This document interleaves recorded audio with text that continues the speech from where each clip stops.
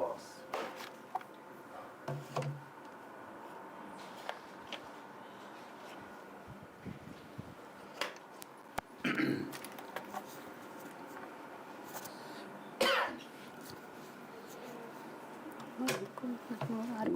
Good morning everyone.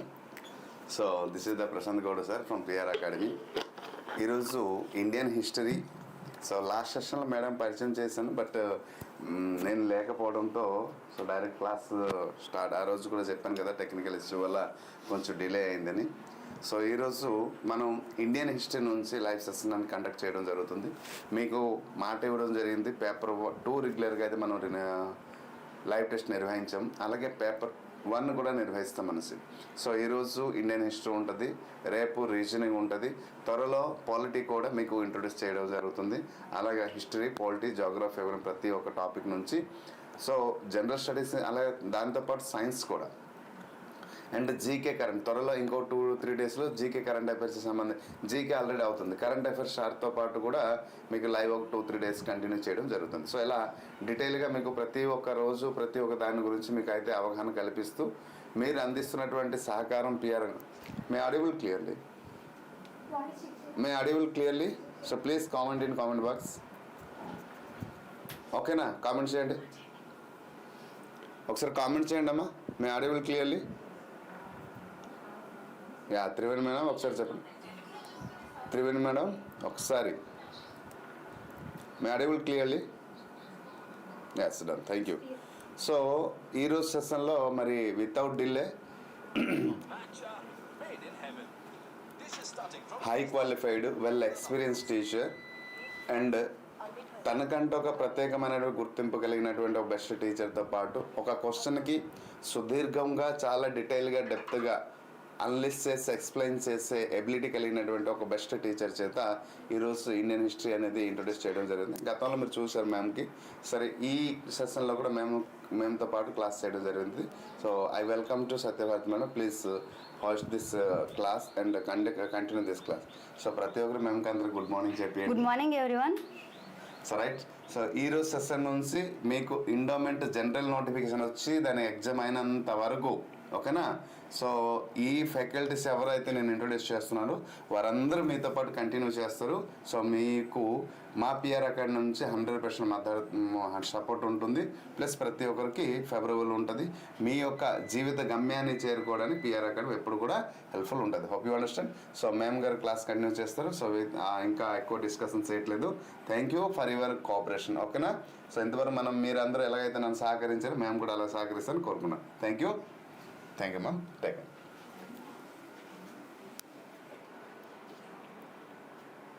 Good morning everyone. Okay, ఈరోజు మన endowment grade 3 సంబంధించి జనరల్ స్టడీస్లో అంటే పేపర్ 1లో డైలీ లైవ్ టెస్ట్లో భాగంగా విజయనగరం డైనాసిటీ గురించి డిస్కస్ చేయబోతున్నాం. నా వాయిస్ వస్తుందా? ఒక్కసారి కామెంట్ చేయండి ప్లీజ్. ఓకే, నెక్స్ట్ మీకు ఏంటంటే పేపర్ 1కి సంబంధించి హిస్టరీ గురించి సిలబస్ అనేది నెక్స్ట్ వీడియోలో మీకు క్లారిఫై చేస్తాను. ఈరోజు ఏంటంటే విజయనగరం డైనాసిటీ అనేది మనకి ఏపీ హిస్టరీలో భాగంగా కూడా ఉంటుంది. సో దీనిపైన కొన్ని క్వశ్చన్స్ని డిస్కస్ చేద్దాం. ఆ క్వశ్చన్కి రిలేటెడ్గా ఉండే టాపిక్ని కూడా దానికి సంబంధించి మ్యాటర్ని కూడా నేను ఎక్స్ప్లెయిన్ చేయబోతున్నాను. అంటే మొన్న ఎవరు అడిగారు కదా, పూర్తి ఎక్స్ప్లెనేషన్ లేదని చెప్పేసి. మాకంటూ కొన్ని గైడ్లైన్స్ ఉంటాయి కదా, సో దాని ప్రకారమే నేను చెప్తున్నాను. సో ప్లీజ్ అండర్స్టాండ్, ఓకేనా? అండ్ ప్లీజ్ సపోర్ట్, లైక్ చేయండి అందరూ కూడా వీడియోని. ఓకే, వీడియోలోకి వెళ్ళిపోదాం.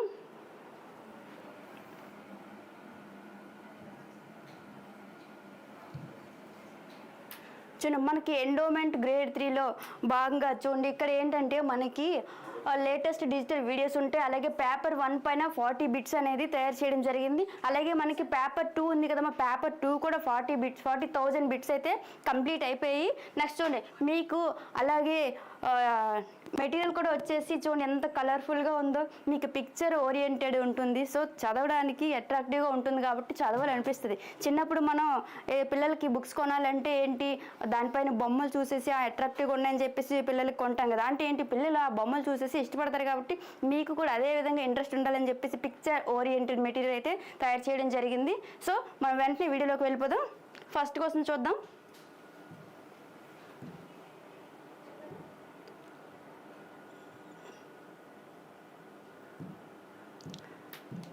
ఫస్ట్ క్వశ్చన్ చూడమ్మా. విజయనగర సామ్రాజ్యాన్ని ఎవరు స్థాపించారు? చూడండి, ఈ విజయనగర డైనాసిటీ ఉంది కదా, ఇందులో ఫస్ట్ క్వశ్చన్ మరి ఈ విజయనగర సామ్రాజ్యాన్ని ఎవరు స్థాపించారు? చూడండి ఆప్షన్స్ చూద్దాం. Option A Srikrishnadevarayalu, option B Harihararayalu 1 మరియు బుక్కరాయలు 1, అలాగే option C Saluva Narasimharayalu, option D Tirumala Rayalu. Answer చేయండి ఎవరైనా. Any one can please answer.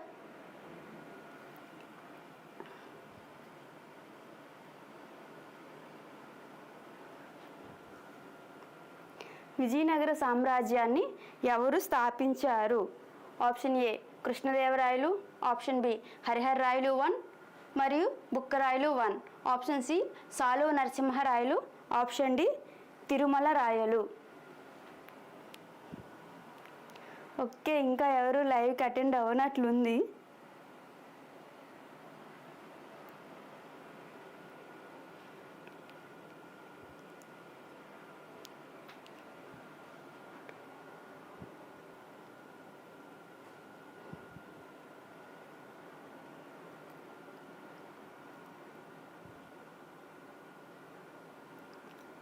నేనే ఆన్సర్ చెప్తా.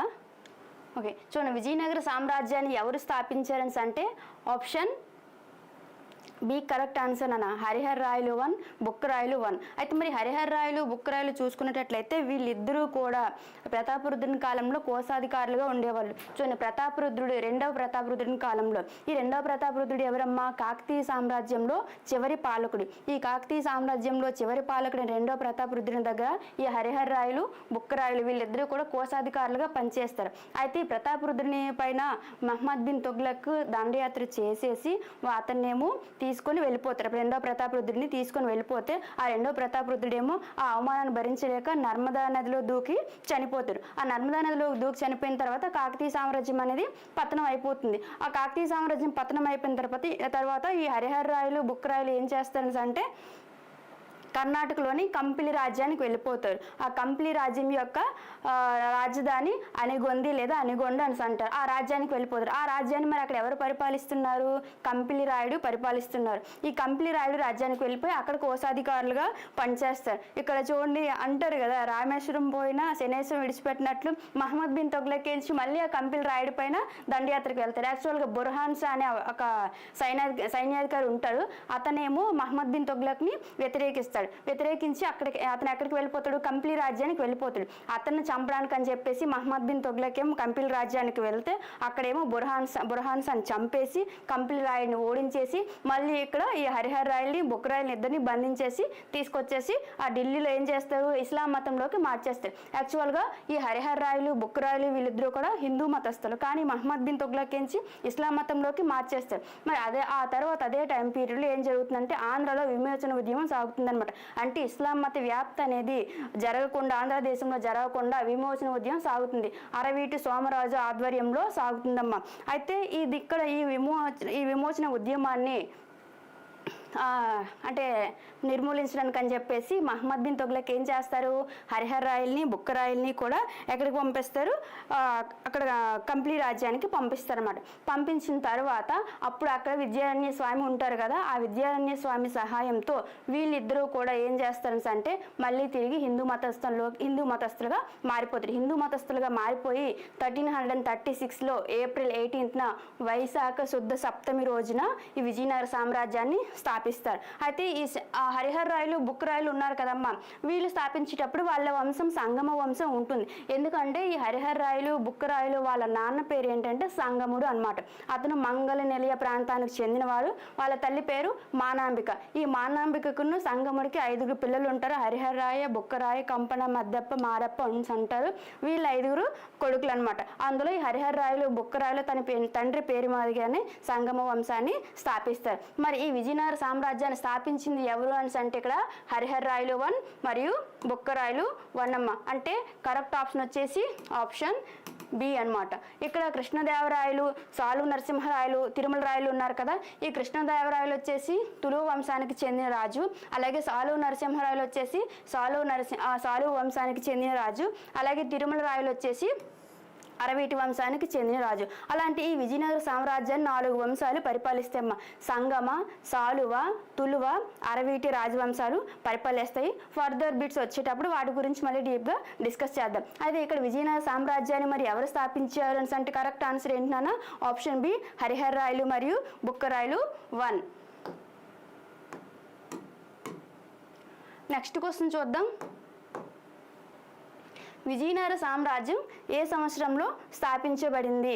చూడండి, విజయనగర సామ్రాజ్యం ఏ సంవత్సరంలో స్థాపించబడింది? ఆప్షన్స్ చూద్దాం. Option A 1325 AD, option B 1336 AD, option C 1347 AD, option D 1356 AD. వీటిలో విజయనగర సామ్రాజ్యం ఏ సంవత్సరంలో స్థాపించబడింది అని అడిగారు. ఆన్సర్ చేయండి నాన్న ఎవరైనా.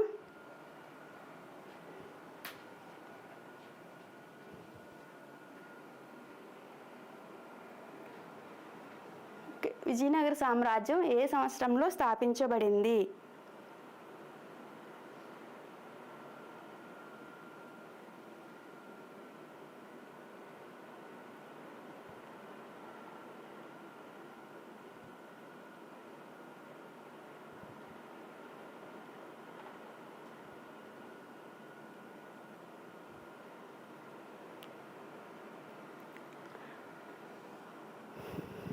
ఓకే, ఎవరు ఇంకా లైవ్కి అటెండ్ అవ్వనట్లున్నారు.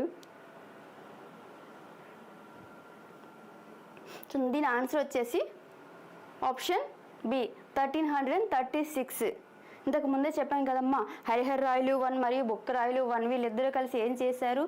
తుంగభద్ర నది తీరంలో 1336 ఏప్రిల్ 18వ తేదీనమ్మ వైశాఖ శుద్ధ సప్తమి రోజున వీళ్ళిద్దరూ కూడా తమ గురువు గారైన విద్యారణ్య స్వామి దివ్యాశిస్సులతో విజయనగర సామ్రాజ్యాన్ని స్థాపించారు. యాక్చువల్గా విజయనగరం అంటే అర్థం విజయాల నగరం అని అర్థం అనమాట. ఆ విజయాల నగరం అనే పేరుతో ఇతని నుంచి విజయనగర సామ్రాజ్యాన్ని స్థాపించడం జరిగింది. హరిహర రాయలు బుక్కరాయలు 1.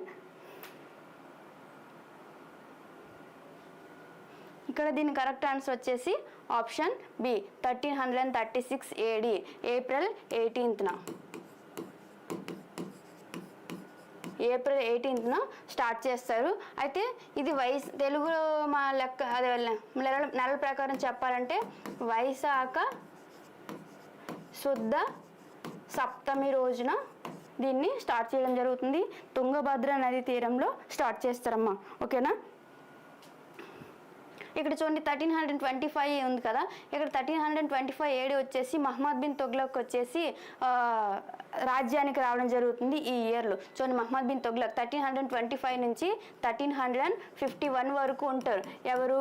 మహమ్మద్ బిన్ తుగ్లక్ MBT గారు. అలాగే 1347 ఉంది కదా, ఈ విజయనగర సామ్రాజ్యానికే కాంటెంపరీగా బహ్మనీ రాజ్యం అనేది స్థాపించబడుతుంది. చూడండి, బహ్మనీ రాజ్యాన్ని స్థాపించబడుతుంది.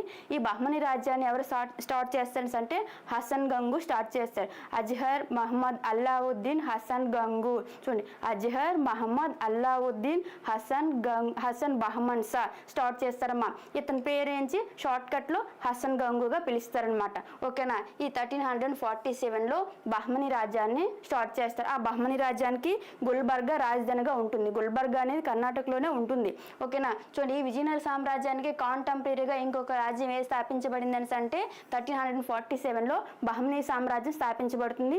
ఈ బహ్మనీ సామ్రాజ్యంలో ఎంతమంది ఉంటారంటే 14 మంది సుల్తాన్లు ఉంటారమ్మా. ఓకేనా? ఈ 1356 AD వచ్చేసరికి చూడండి, మనకి హరిహర రాయలు బుక్కరాయలు ఉన్నారు కదా, హరిహర రాయలు యాక్చువల్గా 1336 నుంచి 1356 వరకు ఉంటారు. హరిహర రాయలు 1. ఆ తర్వాత హరిహర రాయలు 1 తర్వాత బుక్కరాయలు 1 వస్తారు. 1356 నుంచి ఉంటారు అతను. ఓకేనా?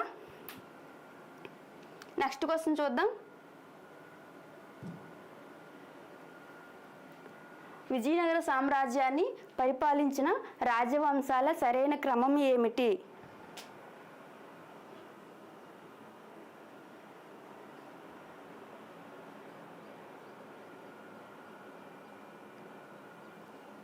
చెప్పండి ఆన్సర్. విజయనగర సామ్రాజ్యాన్ని పరిపాలించిన రాజవంశాల సరైన క్రమం ఏమిటి? Option A Tuluva, Araveeti, Sangama, Saluva. Option B సంగమ, సాలువ, తులువ, అరవీటి. అలాగే ఆప్షన్ సి సాలువ, సంగమ, అరవీటి, తులువ. అలాగే ఆప్షన్ డి అరవీటి, తులువ, సాలువ, సంగమ. దీంట్లో కరెక్ట్ ఆన్సర్ ఏం చెప్పండి? విజయనగర సామ్రాజ్యాన్ని పరిపాలించిన రాజవంశాల సరైన క్రమం ఏమిటి అని అడిగారు.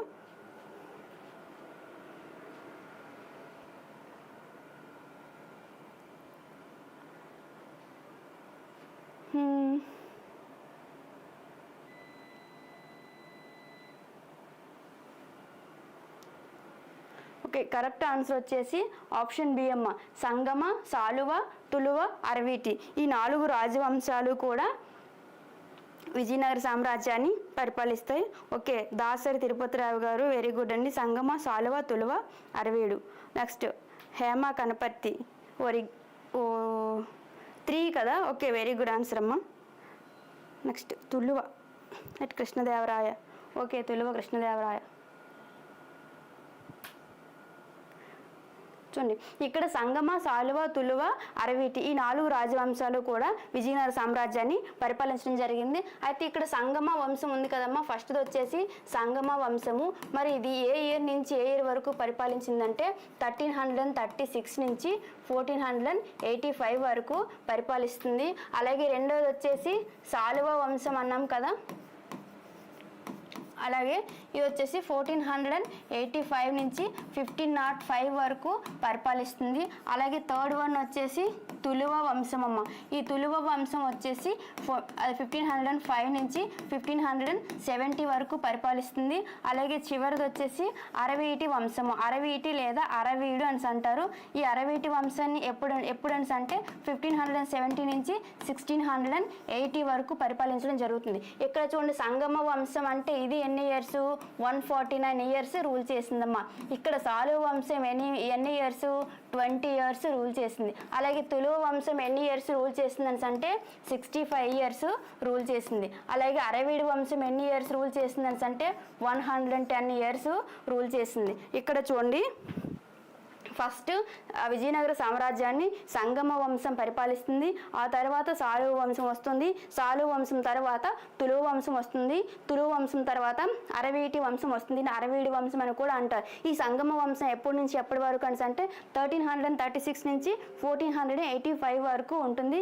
ఇది ఎన్ని ఇయర్స్? 149 ఇయర్స్. చూడండి, విజయనగర సామ్రాజ్యాన్ని ఎక్కువ కాలం పరిపాలించిన రాజవంశం ఏది అని అంటే సంగమ రాజవంశం. ఓకేనా. తర్వాత సాలువ వంశం, ఇందులో 1485 నుంచి 1505 వరకు ఉంటుంది. ఓన్లీ 20 ఇయర్స్ మాత్రమే రూల్ చేస్తారు. ఇది వచ్చేసి అతి తక్కువ కాలం పరిపాలించిన రాజవంశం సాలువ వంశం అనేది. అలాగే తులువ వంశం ఉంది కదా, తులువ వంశం వచ్చేసి 1505 నుంచి 1570 వరకు ఉంటుంది. ఇది ఎన్ని ఇయర్స్ అంటే 65 ఇయర్స్ రూల్ చేస్తుంది. అలాగే అరవీడి వంశం ఉంది కదా, అరవీడి వంశం అనేది 1570 నుంచి 1680 వరకు 110 ఇయర్స్ రూల్ చేస్తుందమ్మా. చూడండి, మనం పరిపాలించిన వరుస క్రమం అయితే సంగమ, సాలువ, తులువ, అరవీటి. అలా కాకుండా వీటిని అవరోహణ క్రమంలో పేర్చండి అని అంటే ఫస్ట్ సంగమ వంశం, ఆ తర్వాత అరవీటి వంశం, ఆ తర్వాత వచ్చేసి తులువ వంశం, లాస్ట్ వచ్చేసి సాలువ వంశం. నాన్న ఎక్కువ కాలం పరిపాలించింది సంగమ, అతి తక్కువ కాలం పరిపాలించింది సాలువ. ఇందులో ఇక్కడ ఈ విజయనగర సామ్రాజ్యంలో ఏంటంటే ఈ సంగమ వంశము, అరవీడి వంశం ఉంది కదమ్మా, ఈ రెండు కూడా తెలుగు వాళ్ళచే పరిపాలించబడిన తెలుగు రాజవంశాలుగా చెప్తారు. ఈ సంగమను, అరవీడి వంశము. అలాగే నెక్స్ట్ ఈ సాలువ, తులువ ఉంది కదా, వీళ్ళు ఏంటంటే కన్నడ భాష వాళ్ళు, కర్ణాటక వాళ్ళు పరిపాలించని చెప్తారు. అయితే ఇక్కడ కూడా విజయనగర సామ్రాజ్యం అనేది కన్నడ వాళ్ళు పరిపాలించారని చెప్పేసి, అలాగే తెలుగు వాళ్ళే పరిపాలించారని చెప్పేసి వాదాలు కూడా ఉన్నాయి. కానీ ఇక్కడ ఈ రెండు ఏంటమ్మా, ఈ సంగమ వంశము, చివరిదైన అరవీడి వంశం, ఈ రెండు కూడా తెలుగు వాళ్ళు పరిపాలించారు. ఈ సాలువ వంశము, తులువ వంశం వాళ్ళు కన్నడ వాళ్ళు పరిపాలించడం జరిగింది. Okay, Dasari Tirupatirao very good అండి. ఎక్కువ కాలం పాలించిన వంశం 114 ఇయర్స్, తక్కువ పాలించిన వంశం సాలువ వంశం. Okay, thank you. Next question చూద్దాం.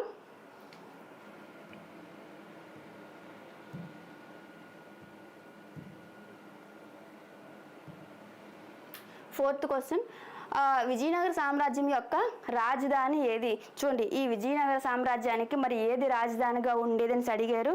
Anyone can answer please? Vijayanagara సామ్రాజ్యం యొక్క రాజధాని ఏది? Option A Gajapati Nagaram, option B Madurai, option C Hampi, option D Warangal. యాక్చువల్గా వరంగల్ ఇది వారంగల్ కాదు, వరంగల్. ఆన్సర్ చేయండి. 4 సి. ఓకే అమ్మ, వెరీ గుడ్. అందరూ ఆన్సర్ చేస్తున్నారు. కరెక్ట్ ఆన్సర్ వచ్చేసి సి అమ్మ. చూడండి, ఇక్కడ విజయనగర సామ్రాజ్యం రాజధాని అనేది హంపి నగరాన్ని రాజధానిగా చేసుకొని పరిపాలించారు. దీన్నే విజయనగర సామ్రాజ్యము, కర్ణాటక సామ్రాజ్యం, హంపి సామ్రాజ్యం అని కూడా అంటారు. చూడండి, విజయనగర సామ్రాజ్యాన్ని హంపి సామ్రాజ్యము, కర్ణాటక సామ్రాజ్యం అని కూడా పిలుస్తారనమాట. అయితే ఇక్కడ గజపతి నగరం ఉంది కదా, గజపతి నగరం అనేది గజపతులు పరిపాలించిన ఒక నగరం అనమాట. ఒడిస్సాలో గజపతులు పరిపాలించిన ఒక నగరం, అంతే, దాని గురించి ఏం లేదు. ఇక్కడ మదురై ఉంది కదా, మదురై అనేది పాండ్యుల యొక్క రాజధాని. ఇక్కడ పాండ్యులు అనేవాళ్ళు ఏంటంటే విజయనగర సామ్రాజ్యానికి కాంటెంపరీగా ఉంటారు. ఈ పాండ్యుల రాజ్యం పైన కుమార కంపన దండెత్తి శ్రీలంక వరకు కూడా వాళ్ళ సామ్రాజ్యాన్ని విస్తరించారని చెప్పేసి ఆ కుమార కంపన యొక్క భార్య గంగాదేవి మధురై విజయంలో తెలియజేస్తుందమ్మా. ఈ మధురై అనేది పాండ్యుల యొక్క రాజధాని. అలాగే హంపి వచ్చేసి విజయనగరం యొక్క రాజధాని. నెక్స్ట్ వరంగల్ ఉంది కదా, వరంగల్ అనేది కాకతీయుల యొక్క రాజధాని అనమాట. అంతకుముందు వరంగల్కి హనుమకొండ లేదా హనుమకొండ రాజధానిగా ఉండేది. ఆ తర్వాత వరంగల్ పట్టణాన్ని నిర్మించి ఆ వరంగల్ పట్టణాన్ని రాజధానిగా చేసుకొని పరిపాలించారు కాకతీయ సామ్రాజ్యం. నెక్స్ట్ క్వశ్చన్ చూద్దాం. నెక్స్ట్ 5th వన్ చూడండి ఒకసారి. విజయనగర సామ్రాజ్యం ఏ నదీ తీరంలో స్థాపించబడింది? ఆప్షన్ చూద్దాం. Option A Krishna, option B Kaveri, option C Tungabhadra, option D Godavari. Answer చేయండి అమ్మా. ఓకే, మధురా విజయం, గంగాదేవి. వెరీ గుడ్ నాన్న. 5 ఓకే.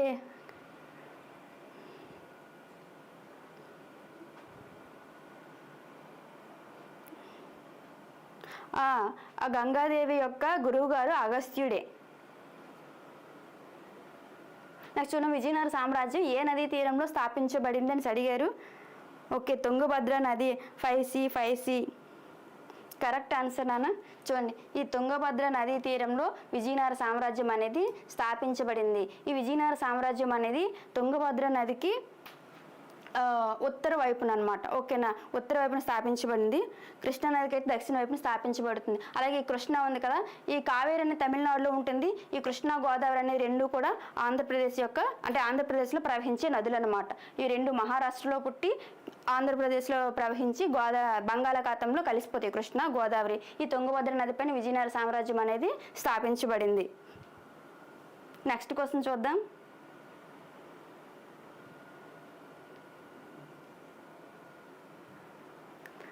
6th వన్ వచ్చేసి అరవీటి రాజవంశ స్థాపకుడు ఎవరు? చూడమ్మా, ఇక్కడ అరవీటి రాజవంశ స్థాపకుడు ఎవరు అని అడిగారు. ఆప్షన్స్ చూద్దాం. Option A Sadashivarayalu, option 3 Srirangarayalu 3, option C Tirumala Devarayalu, option D Ramarayalu. చూడమ్మా, కరెక్ట్ ఆన్సర్ చెప్పండి.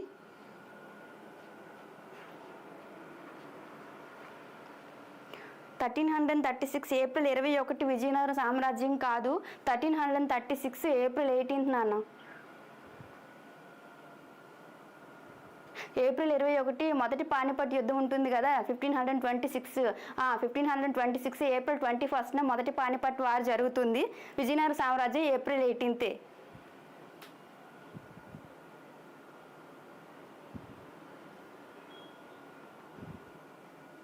చూడండి, 6th వన్ వచ్చేసి అరవీటి రాజవంశం స్థాపకుడు అంటే ఓకే, అందరూ కరెక్ట్ ఆన్సర్ చేస్తున్నారు. వెరీ గుడ్ అమ్మా. Option C correct answer. చూడండి, మనకి విజయనగర సామ్రాజ్యం 4 రాజవంశాలు పరిపాలించి అన్నాం కదా. అందులో మొదటిది ఏంటి? సంగమ వంశం. రెండవది ఏంటి? సాలువ వంశం. మూడవది ఏంటి? తులువ వంశం. నాలుగవది ఏంటమ్మా? అరవీటి వంశం. మరి అలాంటి ఈ అరవీటి రాజవంశాన్ని ఎవరు స్థాపించారని అంటే తిరుమల దేవరాయలు స్థాపిస్తారు. యాక్చువల్గా చూడండి, సంగమ వంశాన్ని ఎవరు స్థాపించారు? హరిహర రాయలు, బుక్కరాయలు స్థాపిస్తారు. అలాగే సాలువ వంశాన్ని ఎవరు స్థాపిస్తారు? తులువ నరసనాయకుడు స్థాపిస్తారమ్మా. ఓకేనా, తులువ నరసనాయకుడు స్థాపిస్తారు. అలాగే నెక్స్ట్ సాలువ వంశాన్ని సాలువ నరసింహరాయలు స్థాపిస్తారు. తులువ వంశాన్ని తులువ నరసనాయకుడు స్థాపిస్తారు. అలాగే అరవీటి వంశం ఉంటుంది కదా, అరవీటి వంశాన్ని తిరుమల దేవరాయలు స్థాపిస్తారనమాట. ఈ తిరుమల దేవరాయలు ఎవరని అంటే అలీ రామరాయలు ఉంటారు కదమ్మా. ఈ అలీ రామరాయలు యొక్క సోదరుడు అనమాట. మనకి తల్లికోట యుద్ధం జరుగుతుంది. ఆ తల్లికోట యుద్ధం జరిగేటప్పుడు బహ్మని సుల్తాన్కు విజయనగర సామ్రాజ్యానికి తల్లికోట యుద్ధం జరుగుతుంది కదా. ఆ తల్లికోట యుద్ధం జరిగేటప్పుడు ఇక్కడి నుంచి గోల్కొండని పరిపాలించిన హుస్సేన్ నిజాం షా, అహ్మద్ నగర్ని పరిపాలించిన హుస్సేన్ నిజాం షా అనే అతను అలీ రామరాయల్ని ఆ యుద్ధ భూమిలో చంపేస్తాడు. యాక్చువల్గా ఈ అలీ రామరాయలు వచ్చేసి శ్రీకృష్ణదేవరాయలు యొక్క అల్లుడు అనమాట. అయితే ఆ అలీ రామరాయలు ఏమో ఆ గోల్కొండను పరిపాలించిన అహ్మద్ నగర్ని పరిపాలించిన హుస్సేన్ నిజాం షా అనే అతను చంపేస్తారు. చంపేసిన తర్వాత ఇతనితో పాటు ఈ తిరుమల దేవరాయలు, వెంకటాద్రి రాయలు, ఇంకొక అతను, వీళ్ళిద్దరూ కూడా ఎవరు, రామరాయలకి సోదరులు. ఆ తల్లికోట యుద్ధంలో ఈ అలీ రామరాయలతో పాటు వెంకటాద్రి రాయలు కూడా చనిపోతారు. చనిపోయిన తర్వాత ఆ యుద్ధం అయిపోయిన తర్వాత తిరుమల దేవరాయలు ఏం చేస్తారని అంటే, చూడండి, తులువు వంశంలో సదాశివరాయలు ఉంటారు. యాక్చువల్గా సదాశివరాయలు రాజ్యానికి రాజుగా వస్తారు, కానీ అతని నామమాత్రపు అధికారిగా ఉంటారు. అతని పేరు మీదుగా అలీ రామరాయలు పరిపాలన చేయడం జరుగుతుంది. అయితే సదాశివరాయలు తీసుకొని తిరుమల దేవరాయలు పారిపోతారు. 1570లో ఆ సదాశివరాయలు చనిపోతారు. చనిపోయిన తర్వాత తిరుమల దేవరాయలు నుంచి వాళ్ళ వంశం పేరు మీదుగా అరవీటి వంశాన్ని స్థాపించడం జరుగుతుంది. ఈ రామరాయలు, తిరుమల దేవరాయలు వీళ్ళిద్దరూ కూడా అరవీటి వంశానికి సంబంధించిన వారు. రామరాయలు నుంచి తన యొక్క ప్రతిబుద్ధ ఏం చేస్తారని అంటే శ్రీకృష్ణదేవరాయలు మనసు దోచుకుంటారు. అతను ఏం చేస్తారు, శ్రీకృష్ణదేవరాయలు తన కూతురైన మోహనాంగిని ఈ అలీ రామరాయలకి ఇచ్చి పెళ్లి చేస్తారు. అలీ రామరాయలకి ఇచ్చి పెళ్లి చేసిన తర్వాత తన ఆస్థానంలో ఉంటూ ఇతని నుంచి అచ్యుతదేవరాయల కాలంలో అచ్యుతరాయలు ఉంటారు. యాక్చువల్గా అచ్యుతరాయలు నుంచి తన కొడుకునేమో తన మరణానంతరం పట్టాభిషేకం చేయమని చెప్తారు. ఈ అచ్యుతరామరాయలకి ఏంటి, ఇద్దరు బావమరుదులు ఉంటారు. సలకం పెద్ద తిరుమల రాయలు, సలకం చిన్న తిరుమల రాయలు. వాళ్ళిద్దరు ఏం చేస్తారంటే ఈ అచ్యుతరాయలు చనిపోయిన తర్వాత వాళ్ళు ఆ పెద్ద కొడుకుని చంపేసి వీళ్ళేమో అంటే ఆ తిరుమల రాయల పేరుతో వాళ్ళేమో సలకం పెద్ద తిరుమల రాయల పేరుతో రాజ్యాన్ని స్థాపిస్తారు. అప్పుడేమో ఇక్కడ అలీ రామరాయలు వచ్చి మళ్ళీ ఆ పెద్ద తిరుమల రాయల్ని, ఆ చిన్న తిరుమల రాయల్ని చంపేసి సదాశివరాయల్ని సింహాసనం పైన కూర్చోబెడతారు. అతను సింహాసనం పైన కూర్చోబెడతారు, కానీ ఇతను రామరాయలు ప్రధానిగా ఉంటూ అన్ని బాధ్యతలు తీసుకుంటారు. ప్రధానిగా ఉంటూ అన్ని బాధ్యతలు తీసుకునే వారిని ఏమంటారో తెలుసా? కామెంట్ చేయండి. ఒక టైటిల్ ఉంటుంది కదమ్మా రామరాయలకి, సదాశివరాయల కాలంలో ప్రధానిగా ఉంటారు కదా, అతనికి ఒక టైటిల్ ఉంటుంది.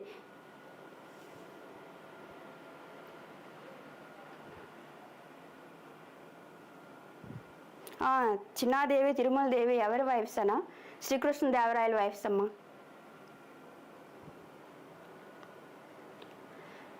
రామరాయలకి ఒక బిరుదు ఉంటుంది కదా, అంటే బిరుదు అంటే అధికారులన్నీ తన చేతుల మీదుగానే ఉంటాయి. అలాగే ప్రధానితో పాటు సర్వ అధికారులన్నీ తన చేతిలో ఉంటే వాళ్ళని ఏమంటారు? సంరక్షకుడు కాదు, సర్వశిర ప్రధాని అంటారు. ఈ సర్వశిర ప్రధానిగా ఉంటారు అలీ రామరాయలు. ఆ తర్వాత నుంచి ఇతనేమో ఆ సదాశివరాయల్ని ఆ సింహాసనం పై నుంచి అతను నామమాత్రపు అధికారిగా ఉంటూ నిజమైన పరిపాలన అనేది రామరాయలే చేస్తారు. ఆ తర్వాత తల్లికోట రాక్షస తంగడి యుద్ధం లేదు, తల్లికోట యుద్ధం అంటారు కదా, ఆ యుద్ధంలో అలీ రామరాయలు చనిపోయిన తర్వాత తిరుమల దేవరాయలు అనే అతను సదాశివరాయలు తీసుకొని పారిపోతారు. 1570లో సదాశివరాయలు చనిపోయిన తర్వాత ఇతనేమో అరవీటి పేరుతో రాజవంశాన్ని స్టార్ట్ చేయడం జరుగుతుంది, తిరుమల దేవరాయలు. ఇవ్వండి సదాశివరాయలు ఉన్నారు కదమ్మా, ఇతను వచ్చేసి తులువు వంశానికి చెందినవాడు. ఇక్కడ వంశం గురించి మాట్లాడుతున్నాం కదా, తులువు వంశానికి చెందినవాడు. అలాగే శ్రీరంగరాయలు 3 ఉన్నారు కదా, ఇతను వచ్చేసి అరవీటి వంశంలో చివరివాడు. అలాగే తిరుమల దేవరాయలు చెప్పాం కదా ఇప్పుడు, అరవీటి రాజవంశం స్థాపకుడు. అలాగే రామరాయలు కూడా అరవీటి వంశానికి చెందినతనే, శ్రీకృష్ణదేవరాయలు అల్లుడు, మోహనాంగి భర్త, సదాశివరాయలకి సర్వశిర ప్రధాని. ఓకేనా? చూడండి నెక్స్ట్ క్వశ్చన్ చూద్దాం.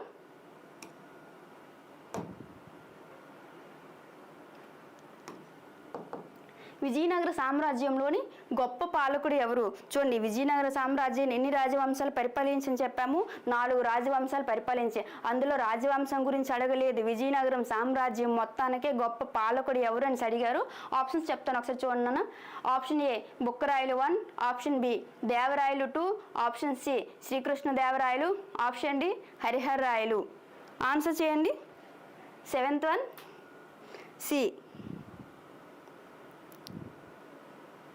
Very good, very good. Yes, Vijayanagara సామ్రాజ్యంలో గొప్ప పాలకుడు ఎవరమ్మన్స్ అంటే శ్రీకృష్ణ దేవరాయలు. ఈ శ్రీకృష్ణ దేవరాయలు ఏంటంటే తులువ వంశానికి చెందినవారు. చూడండి, 3వ రాజవంశం ఏది? విజయనగర సామ్రాజ్యాన్ని పరిపాలించిన 3వ రాజవంశం తులువ రాజవంశం. ఆ తులువ రాజవంశానికి చెందిన అతను శ్రీకృష్ణ దేవరాయలు. అయితే శ్రీకృష్ణ దేవరాయలు వచ్చిన తర్వాత ఈ విజయనగర సామ్రాజ్యం అనేది విజయనగర సామ్రాజ్యం ఖ్యాతి అనేది మరింత శిఖరాలను చేరుకుందని చెప్పేసి చెప్తారు. అయితే శ్రీకృష్ణ దేవరాయలు ఉన్నారు కదమ్మా, ఇతను శ్రీకృష్ణ దేవరాయలు వచ్చేసి 1509 ఆగస్టు 8న పట్టాభిషేకం చేసుకుంటారు. 1509 నుంచి 1526 వరకు ఉంటారమ్మా. 1509 నుంచి 1526 వరకు ఉంటారు. ఇతని టైం పీరియడ్ వచ్చేసి ఇతనికి కాంటెంపరీగా ఎవరు ఉంటారని అంటే బాబర్ ఉంటారు. ఆ బాబర్ తన ఆత్మకథలు బాబర్ నామాలు ఈ శ్రీకృష్ణ దేవరాయల గురించి కూడా చెప్పడం జరిగింది. మరి 1509లో వచ్చి 1526 వరకు ఉంటారు. 1526లో మనస్తాపంతో చనిపోతారు అనమాట. అయితే ఈ శ్రీకృష్ణ దేవరాయలకి రాజమార్తాండ, మహారాజాదిరాజ, రాజాదిరాజ, యవన రాజ్య స్థాపనాచార్య, సాహితీ సమరాంగణ సార్వభౌమ, ఆంధ్ర భోజ అనే బిరుదులు కూడా ఉంటాయన్నమాట. అంటే ఒక్కొక్క దాన్ని బట్టి ఈ బిరుదులు అనేవి ఇవ్వడం జరుగుతుంది. ఇతని ఆస్థానంలోనే అష్టదిగ్గజాలు ప్రధానంగా ఉంటారనమాట. ఇతను స్వయంగా కవి, అలాగే కవి పండిత పోషకుడు కూడా. అందుకని ఇతనికి ఆంధ్ర భోజ అనే బిరుదు ఉంటుంది. యాక్చువల్గా ఆంధ్ర భోజుడు అనేవారు పరమార వంశానికి చెందిన రాజు అనమాట. ఈ పరమార వంశానికి చెందిన ఆంధ్ర భోజరాజు ఏంటంటే తను కూడా స్వయంగా కవి, అలాగే కవులనేమో పోషించేవాడు తన ఆస్థానంలో. అతనితో ఇతన్ని పోల్చేసి ఆంధ్ర భోజుడిగా శ్రీకృష్ణదేవరాయల్ని చెప్పడం జరుగుతుంది. శ్రీకృష్ణదేవరాయలు కవి కదమ్మా, ఇతను కొన్ని రచనలు చేయడం జరిగింది. అది ఫర్దర్ వస్తాయి, దాని గురించి అప్పుడు డిస్కస్ చేద్దాము. అయితే ఈ శ్రీకృష్ణదేవరాయలు సామ్రాజ్యానికి వచ్చిన తర్వాత దివాను యుద్ధం జరుగుతుంది, కోవెలకొండ యుద్ధం జరుగుతుంది. నెక్స్ట్ ఇతని నుంచి రాయచూర్ దోబ్ గురించి యుద్ధం జరుగుతున్నాము. ఆ రాయచూర్ దోబ్ గురించి యుద్ధం జరిగినప్పుడు 1520లో జరుగుతుంది. ఆ రాయచూర్ దోబ్ ప్రాంతాన్ని ఇతను ఆక్రమించేస్తాడు. అలాగే వివాహ పన్ను కూడా ఉంటుంది. రకరకాల పన్నులు విధిస్తారు విజయనగర సామ్రాజ్యంలో. ఆ వివాహ పన్నుని మొట్టమొదటిసారిగా ఈ శ్రీకృష్ణదేవరాయలే రద్దు చేయడం జరుగుతుంది. ఇతను ఒక వైష్ణవుడు అయినప్పటికీ, చూడండి మతంలో వైష్ణవుడు అయినప్పటికీ కూడా అన్ని మతాలని కూడా ఆదరిస్తారమ్మా. కాబట్టి ఇతను పరమత సహనం కలిగిన వాడిగా చెప్తారు. ఓకే, బుక్కరాయలు 1 వచ్చేసి విజయనగర సామ్రాజ్య స్థాపకుడిగా చెప్తారు. దేవరాయలు 2 ఉన్నారు కదమ్మా, ఈ దేవరాయలు 2 వచ్చేసి సంగమ వంశంలో అందరికంటే గొప్పవాడిగా చెప్తారు. చూడండి, మొదటి రాజవంశం ఏది? విజయనగర సామ్రాజ్యాన్ని పరిపాలించింది సంగమ వంశం. ఈ సంగమ వంశంలో అందరికంటే గొప్పవారుగా ఈ దేవరాయల్ని పిలుస్తారమ్మా. ఓకేనా, ఈ దేవరాయలు కూడా కొన్ని బుక్స్ రాయడం జరుగుతుంది. మహానాటక సుధానిధి, వృత్తి అనే బుక్స్ అనేవి రాయడం జరుగుతుంది. అయితే ఇతనేమో కవుల కోసము ఒక భవనాన్ని నిర్మిస్తారు. ఇతను కూడా కవుల కోసం ఒక భవనాన్ని నిర్మిస్తారు. ఈ దేవరాయలు కవి పండిత పరిషత్ని ఏమంటారు, అలాగే శ్రీకృష్ణ దేవరాయల యొక్క కవి పండిత పరిషత్ని ఏమంటారు ఒకసారి మెన్షన్ చేయండి, ఆన్సర్ చెప్పండి.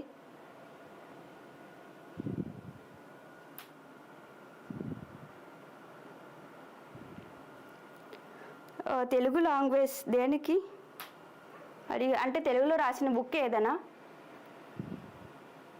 అక్షయ గారు తెలుగు లాంగ్వేజ్ పెట్టారు కదా. ఆ ముత్యాలశాల ఎవరిది? నేను ఇద్దరివి అడిగాను కదా, అంటే నేను ఫస్ట్ అడిగిన దానికి ఆన్సర్ పెట్టుకోవాలా? అక్షయ గారు ముత్యాలశాల ఎవరికి? సరే, ఆప్షన్స్ పెట్టండి. నేమ్ అంతా వద్దు, ఆప్షన్ పెట్టండి సరిపోతుంది.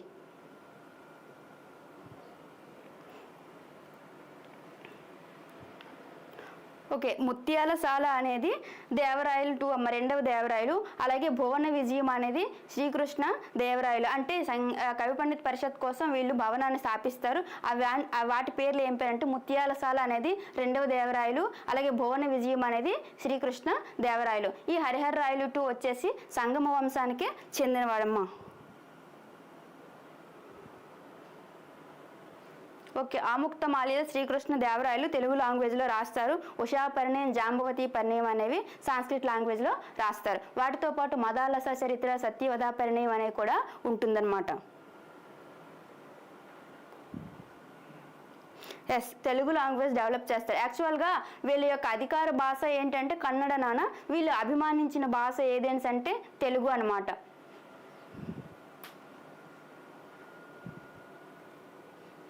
నెక్స్ట్ క్వశ్చన్ చూద్దాం. మరి విజయనగర సామ్రాజ్యంలో గొప్ప పాలకుడు ఎవరని అంటే శ్రీకృష్ణ దేవరాయలు. ఇదిగోండి ఆంధ్ర భోజ లేదా ఆంధ్ర పితామహ అని ఎవరికి ఉంది? ఇప్పుడే చెప్పాను కదా టైటిల్స్ ఉన్నాయని చెప్పేసి. మరి ఈ ఆంధ్ర భోజ లేదా ఆంధ్ర పితామహ అనే బిరుదు ఎవరికి ఉంది? ఆన్సర్ చేయండి. Option 1 Devarayalu 1, option 2 Srikrishnadevarayalu, option C Ramarayalu, option D Achyutarayalu. 8th one B. Okay అమ్మ, 8th one correct answer. Andhra Bhojudu అని అంటారు. అలాగే ఆంధ్ర పితామహ అనే బిరుదు కూడా ఈ శ్రీకృష్ణదేవరాయలకి ఉందన్నమాట. చెప్పాం కదా పరమార వంశపు రాజు అయిన భోజరాజు తను స్వయంగా కవి, ఆ కవి పండిత పోషకుడు కూడా. అతనితో పోల్చుతూ ఇతను ఆంధ్ర భోజుడిగా చెప్పడం జరిగింది శ్రీకృష్ణ దేవరాయల్ని. అలాగే సాహితీ సమరాంగణ సార్వభౌమ కూడా బిరుదు ఉంటుందమ్మా. గజపతి గజకోట పాకవేణ అనే బిరుదు కూడా ఉంటుంది. యవన రాజ్య స్థాపనాచారి కూడా ఉంటుందన్నమాట. మహారాజాదిరాజ రాజ మార్తాండ కూడా ఉంటాయి ఈ శ్రీకృష్ణ దేవరాయలు గారికి. అలాగే చూడండి ఆధునిక భారతదేశంలో ఆంధ్ర పితామహ అనే బిరుదు ఎవరికి ఉంది? ఇది మిడివల్ హిస్టరీ కదా, అంటే మధ్యయుగ భారతదేశంలో విజయనగర సామ్రాజ్యం ఉంది కదా. ఆధునిక భారతదేశంలో ఆంధ్ర పితామహ అనేది ఆంధ్రాలో ఎవరికి బిరుదు ఉంది చెప్పండి. విక్టరీ సిద్ధు, గుడ్ మార్నింగ్ నాన్న. నా క్వశ్చన్ అర్థమైందా? శ్రీకృష్ణదేవరాయలు గారికి ఆంధ్ర పితామహ అనే బిరుదు ఉంది కదా. ఇది మధ్యయుగ భారతదేశంలో శ్రీకృష్ణదేవరాయలకి ఆంధ్ర పితామహ అనే టైటిల్ ఉంది. మరి ఆధునిక భారతదేశంలో ఆంధ్రప్రదేశ్కి చెందిన వ్యక్తే ఆంధ్ర పితామహ అనే టైటిల్ ఎవరికి ఉంది? ఆంధ్ర పితామహ అనే టైటిల్ ఎవరికి ఉంది? ఎనీవన్ కెన్ సే?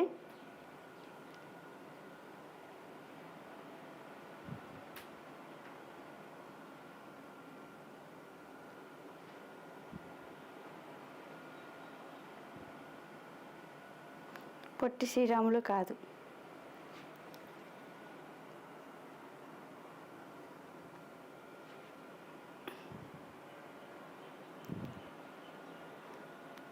రఘుపతి వెంకటరత్నం కాదు.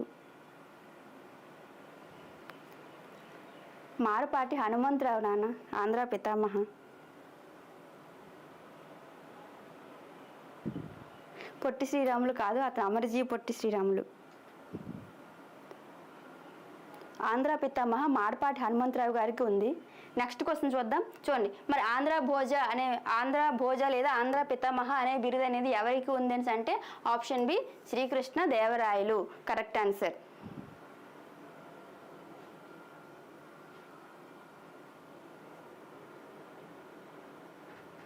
మాడపాటి హనుమంతరావు ఆన్సర్. ఓకే ఉమా సాయి ప్రసాద్ గారు మాడపాటి హనుమంతరావు.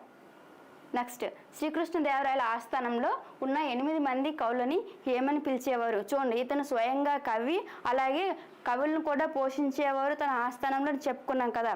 మరి ఈ శ్రీకృష్ణదేవరాయల కాలంలో ఉన్న 8 మంది కవుల్ని ఏమని పిలిచేవారు? ఆప్షన్స్ చెప్తాను చూడండి.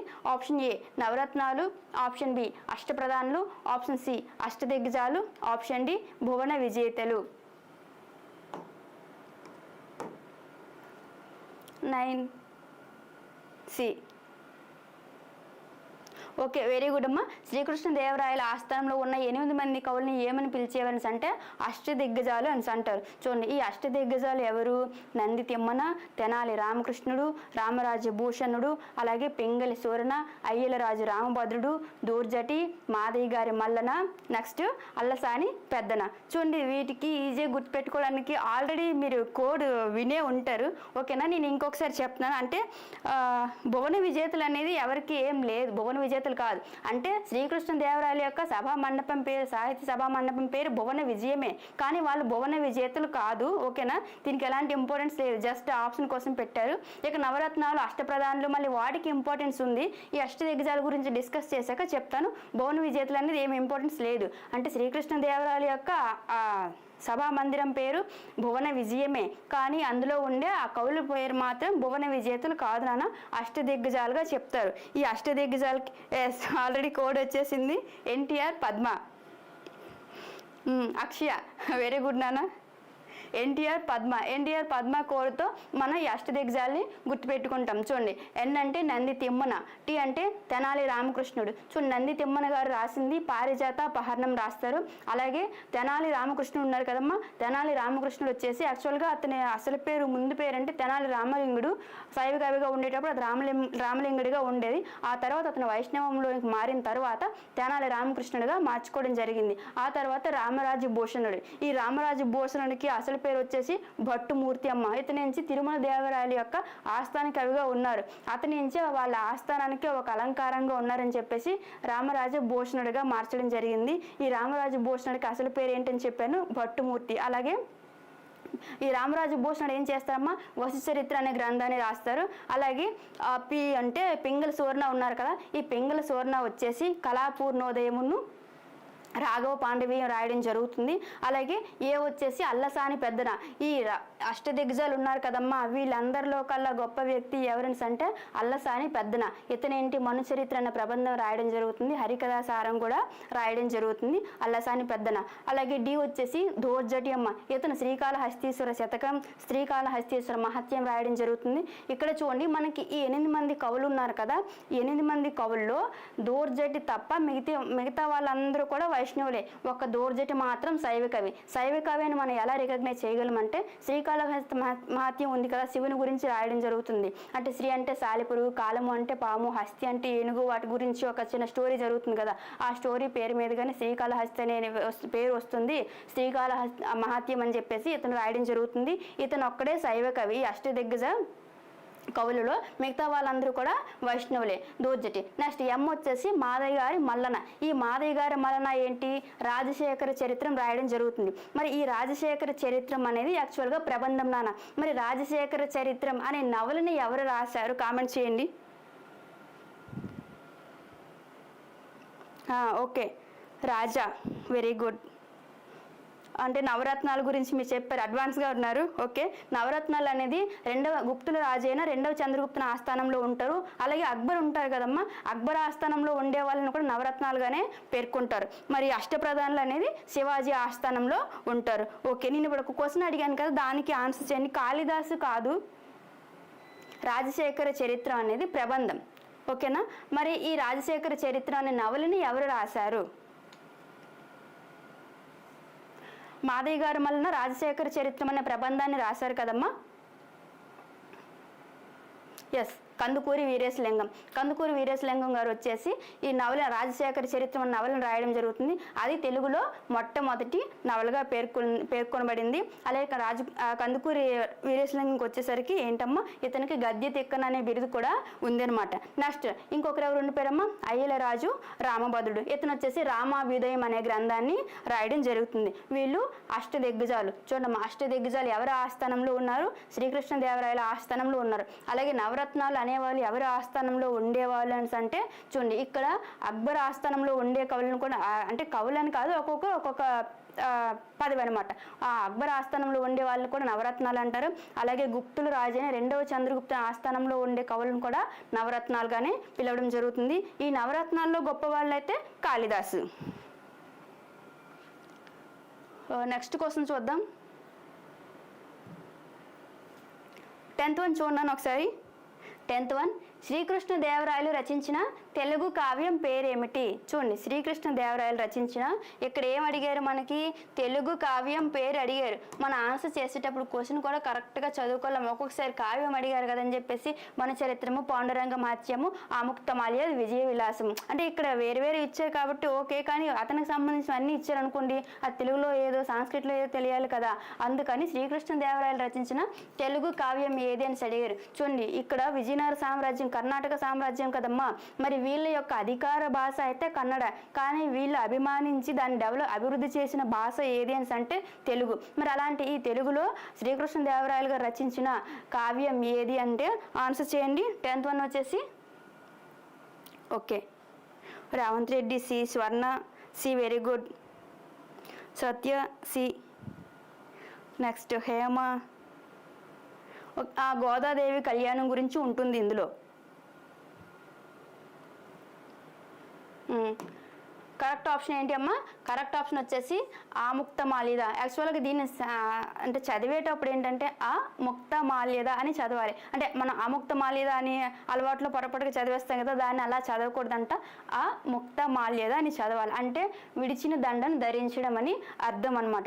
అయితే ఇక్కడ ఈ ఆముక్తమాల్యదని శ్రీకృష్ణదేవరాయల యొక్క కూతురు ఉంటుంది కదమ్మా, ఆ కూతురి పేరు మోహనాంగి. ఓకేనా? ఆ మోహనాంగి సహాయంతో ఇతనేమో ఆముక్తమాల్యద అనే గ్రంథాన్ని రాయడం జరుగుతుంది. ఈ ఆముక్తమాల్యద ఏంటంటే గోదాదేవి కళ్యాణం ఉంటుంది. ఆ గోదాదేవి యొక్క కథ గురించి ఇందులో ఉంటుంది. అలాగే విల్లీపుత్తూరు అనే నగరం గురించి కూడా ఇందులో మెన్షన్ చేయడం జరిగింది. మరి ఆముక్తమాల్యదకే ఇంకొక పేరు ఉంటుంది.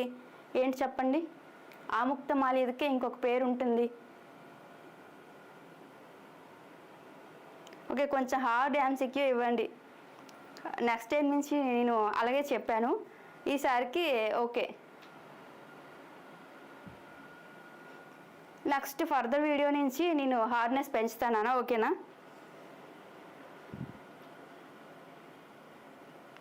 పాండురంగ మహత్యం తెనాలి రామకృష్ణుడు.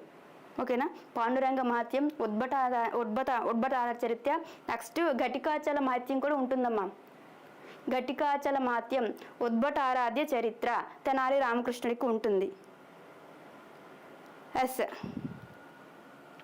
రంజిత్ విష్ణు చిత్తీయం. ఓకే అమ్మ, విక్టరీ.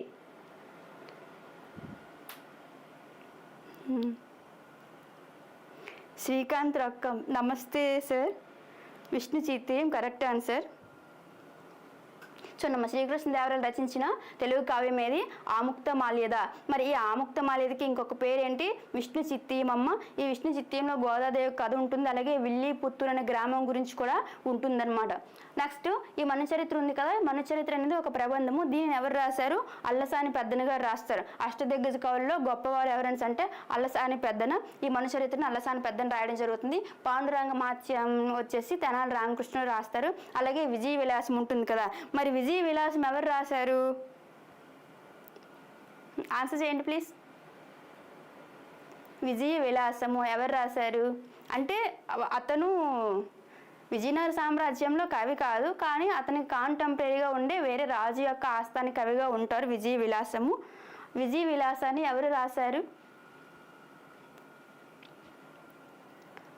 ఓకే, విజయ విలాసాన్ని చామకూర వెంకట కవి రాయడం జరుగుతుందమ్మా. విజయ విలాసము ఎవరు రాశారంటే చామకూర వెంకట కవి.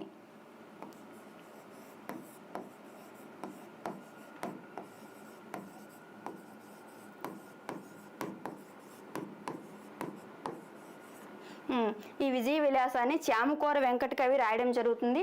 మరి ఈ చామకూర వెంకట కవి ఎవరి ఆస్థానంలో ఉండేవారని అంటే రఘునాథరాయల ఆస్థానంలో ఉంటారు. అంటే రఘునాథరాయలు వచ్చేసి తంజావూరుని పరిపాలించిన రాజు అనమాట. ఆ తంజావూరుని పరిపాలించిన రఘునాథరాయల యొక్క ఆస్థానంలో ఈ చామకూర వెంకట కవి ఉంటారు. ఆ చామకూర వెంకట కవి ఈ విజయ విలాసాన్ని రాయడం జరిగింది. Okay, unique. ఏమో మేడం నాకు తెలియదు. ఓకే, తెలియకపోతే ఆన్సర్ చెప్పేసా, చూసుకోండి. చామకూర వెంకట కవి.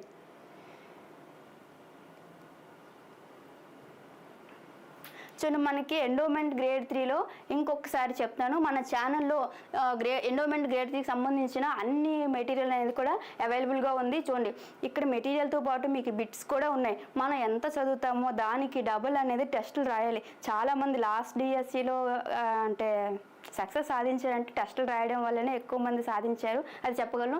దాంతోపాటు ఇక్కడ చూడండి, మీకు టెస్టులు కూడా అవైలబుల్గా ఉంటాయి. మరి మీకు ఎన్ని బిట్స్ ఇచ్చారని అంటే పేపర్ 1లో 40,000 బిట్స్ ఇచ్చారు. పేపర్ 2లో అంటే 40,000 అనేవి కంప్లీట్ చేసేసాం. పేపర్ 1 40,000, పేపర్ 2 40,000 బిట్స్ అనేవి ఉన్నాయి. నెక్స్ట్ పిక్చర్ ఓరియంటెడ్ మెటీరియల్ కూడా ఉంటుంది. ఇక్కడ చూడండి, మీరు చూస్తున్నారు కదా, ఈ మెటీరియల్ కూడా ఇదంతా కూడా సేమ్ ఇదే విధంగా ఉంటుంది. సో మీరందరూ కూడా మన పిఆర్ అకాడమీ ఛానల్ని డౌన్లోడ్ చేసుకోండి. ఓకేనా? నెక్స్ట్ క్వశ్చన్ చూద్దాం.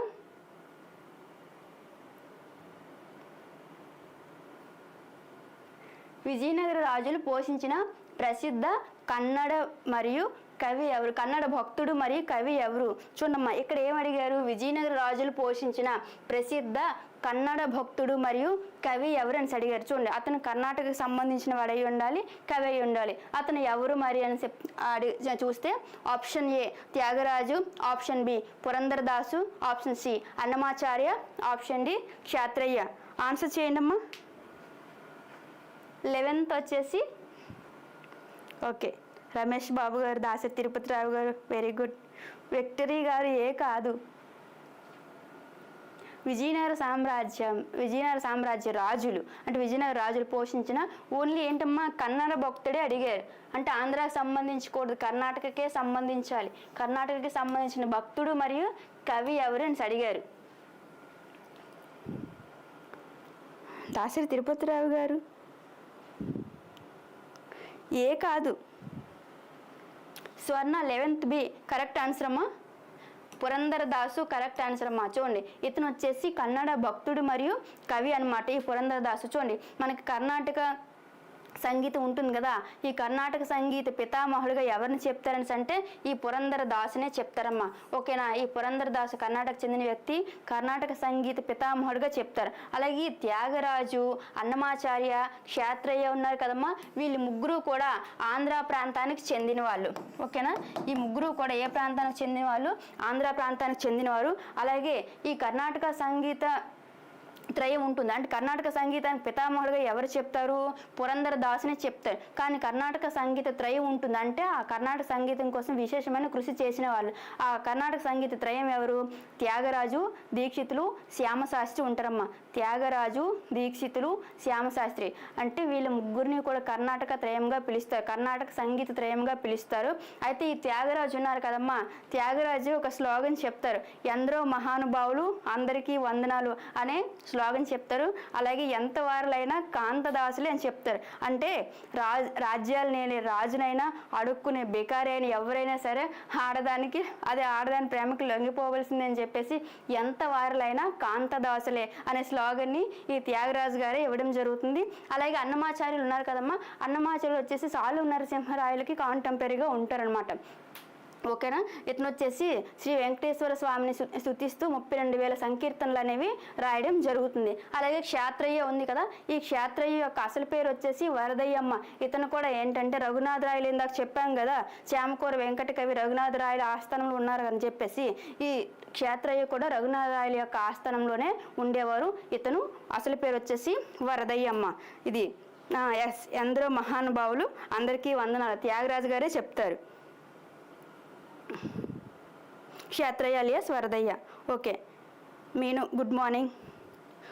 పురందరదాస్ అంటే ఇప్పుడు విజయనగర రాజులు పోషించిన ప్రసిద్ధ కన్నడ భక్తుడు ఎవరు అని అంటే ఆప్షన్ బి వచ్చేసి పురందరదాసు. నెక్స్ట్ క్వశ్చన్ చూద్దాం. చూడండి, విజయనగర సామ్రాజ్య పరిపాలనలో రాష్ట్రాలను ఏమని పిలుస్తారు? చూడండి, విజయనగర సామ్రాజ్య పరిపాలనలో రాష్ట్రాలను ఏమని పిలుస్తారు అంటే చూడమ్మా, పరిపాలనా సౌలభ్యం కోసం మనం డివైడ్ చేస్తాం కదా, అలాగే డివైడ్ చేసేటప్పుడు శాఖల్లో రాష్ట్రాలను ఏమని పిలుస్తారు అని అడిగారు. ఆప్షన్స్ చూద్దాం. ఆప్షన్ ఏ ఎక్తాలు, ఆప్షన్ బి మండలాలు లేదా రాజ్యాలు, ఆప్షన్ సి గ్రామాలు, ఆప్షన్ డి మహాసభలు. కరెక్ట్ ఆన్సర్ చెప్పండి నాన్న. ఎందుకు నవ్వుతున్నారు? విజయనగర సామ్రాజ్య పరిపాలనలో రాష్ట్రాలను ఏమని పిలుస్తారు? 12th వన్ స్వర్ణ బి. ఓకే అమ్మా.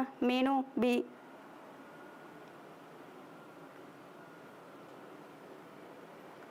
Yes, 12th one correct answer వచ్చేసిందమ్మా. 12th వన్ వచ్చేసి మండలాలు లేదా రాజ్యాలుగా పిలుస్తారమ్మా. చూడండి, ఇక్కడ విజయనగర సామ్రాజ్యాన్ని పరిపాలనా సౌలభ్యం కోసం ఏంటంటే సామ్రాజ్యాన్ని రాజ్యాలుగా విభజించారు. ఆ రాజ్యాలని రాష్ట్రాలు లేదా మండలాలుగా పిలుస్తారు. ఆ రాజ్యాన్ని మళ్ళీ ఎలా డివైడ్ చేశారు?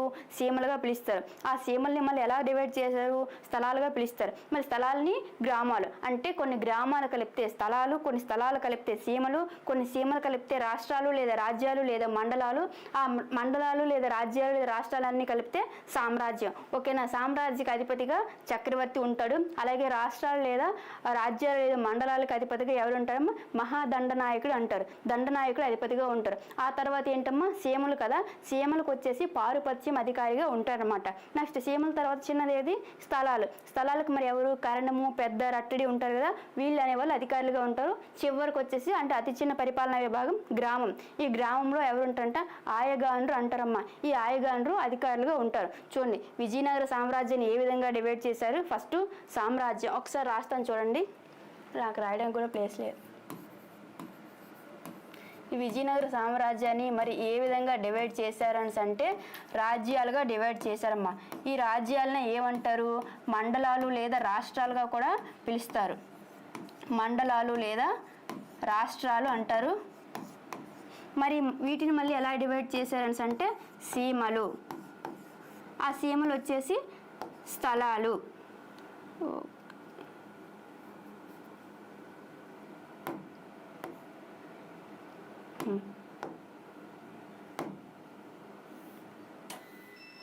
సీమలు వచ్చేసి స్థలాలు.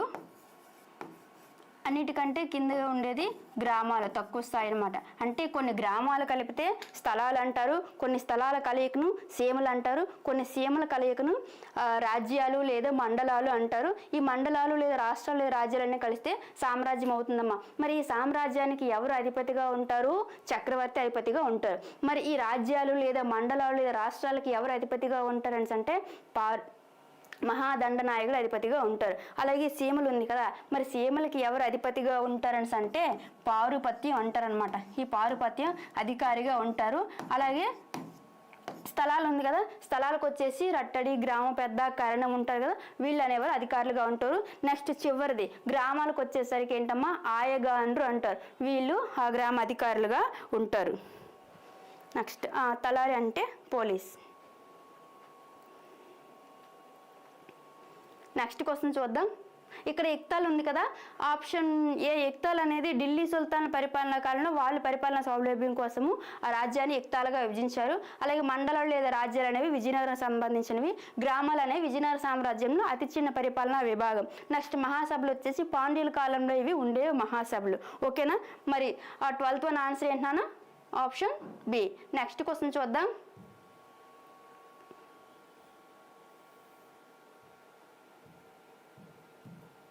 ఇక విజయనగర సైన్యంలో ప్రధాన అధికార పదవి ఏంటి? చూడండి, ప్రధాన అధికార పదవి ఎందులో అడిగారు? సైన్యంలో అడిగారు. ఈ సైన్యంలో ప్రధాన అధికార పదవి ఏమిటి అని అడిగారు. ఆప్షన్స్ చూడండి. ఆప్షన్ ఏ అష్టదిగ్గజ, ఆప్షన్ బి ప్రధాని, ఆప్షన్ సి అమరనాయక, ఆప్షన్ డి రాయసము. కరెక్ట్ ఆన్సర్ చెప్పండి.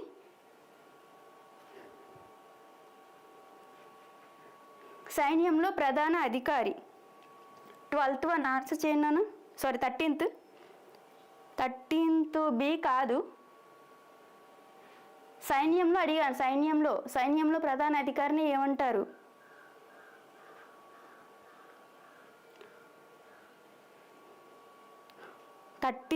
డి కాదు, 13th వచ్చేసి సి కరెక్ట్ ఆన్సర్ అమ్మా. ఆన్సర్ వచ్చింది ఎస్. అక్షయ్ గారు సి కరెక్టే. సత్య గారు 13th C. Next Naresh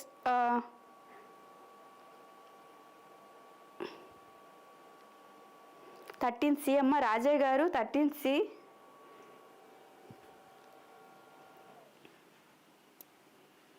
okay చూడండి, విజయనగర సైన్యంలో ప్రధాన అధికార పదవి ఏంటి అంటే కరెక్ట్ ఆప్షన్ వచ్చేసి అమరనాయక అమ్మ. 13th C correct answer, Amaranayaka.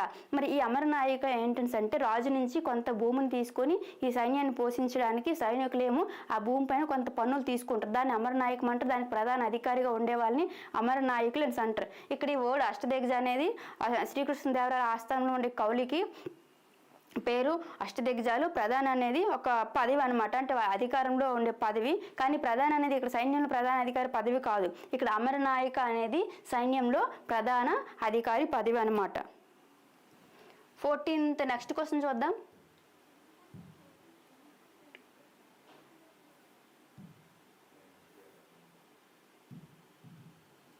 14th శ్రీకృష్ణదేవరాయల కాలంలో విజయనగరాన్ని సందర్శించిన పోర్చుగీస్ యాత్రికుడు ఎవరు?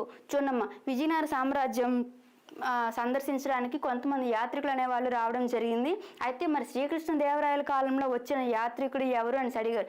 ఏ యాత్రికుడు? పోర్చుగీస్ యాత్రికుడు. ఆల్రెడీ కంట్రీ నేమ్ కూడా ఇచ్చేసాము. ఒకసారి చూడండి. Option A Nicolo de Conti, option B Abdul Razak, option C Domingo Paes, option D Ibn Battuta. వీళ్ళ నలుగురిలో శ్రీకృష్ణదేవరాయల ఆస్థానానికి ఎవరు వచ్చారమ్మా అంటే సామ్రాజ్యాన్ని సందర్శించడానికి? 14th C. Okay, correct answer.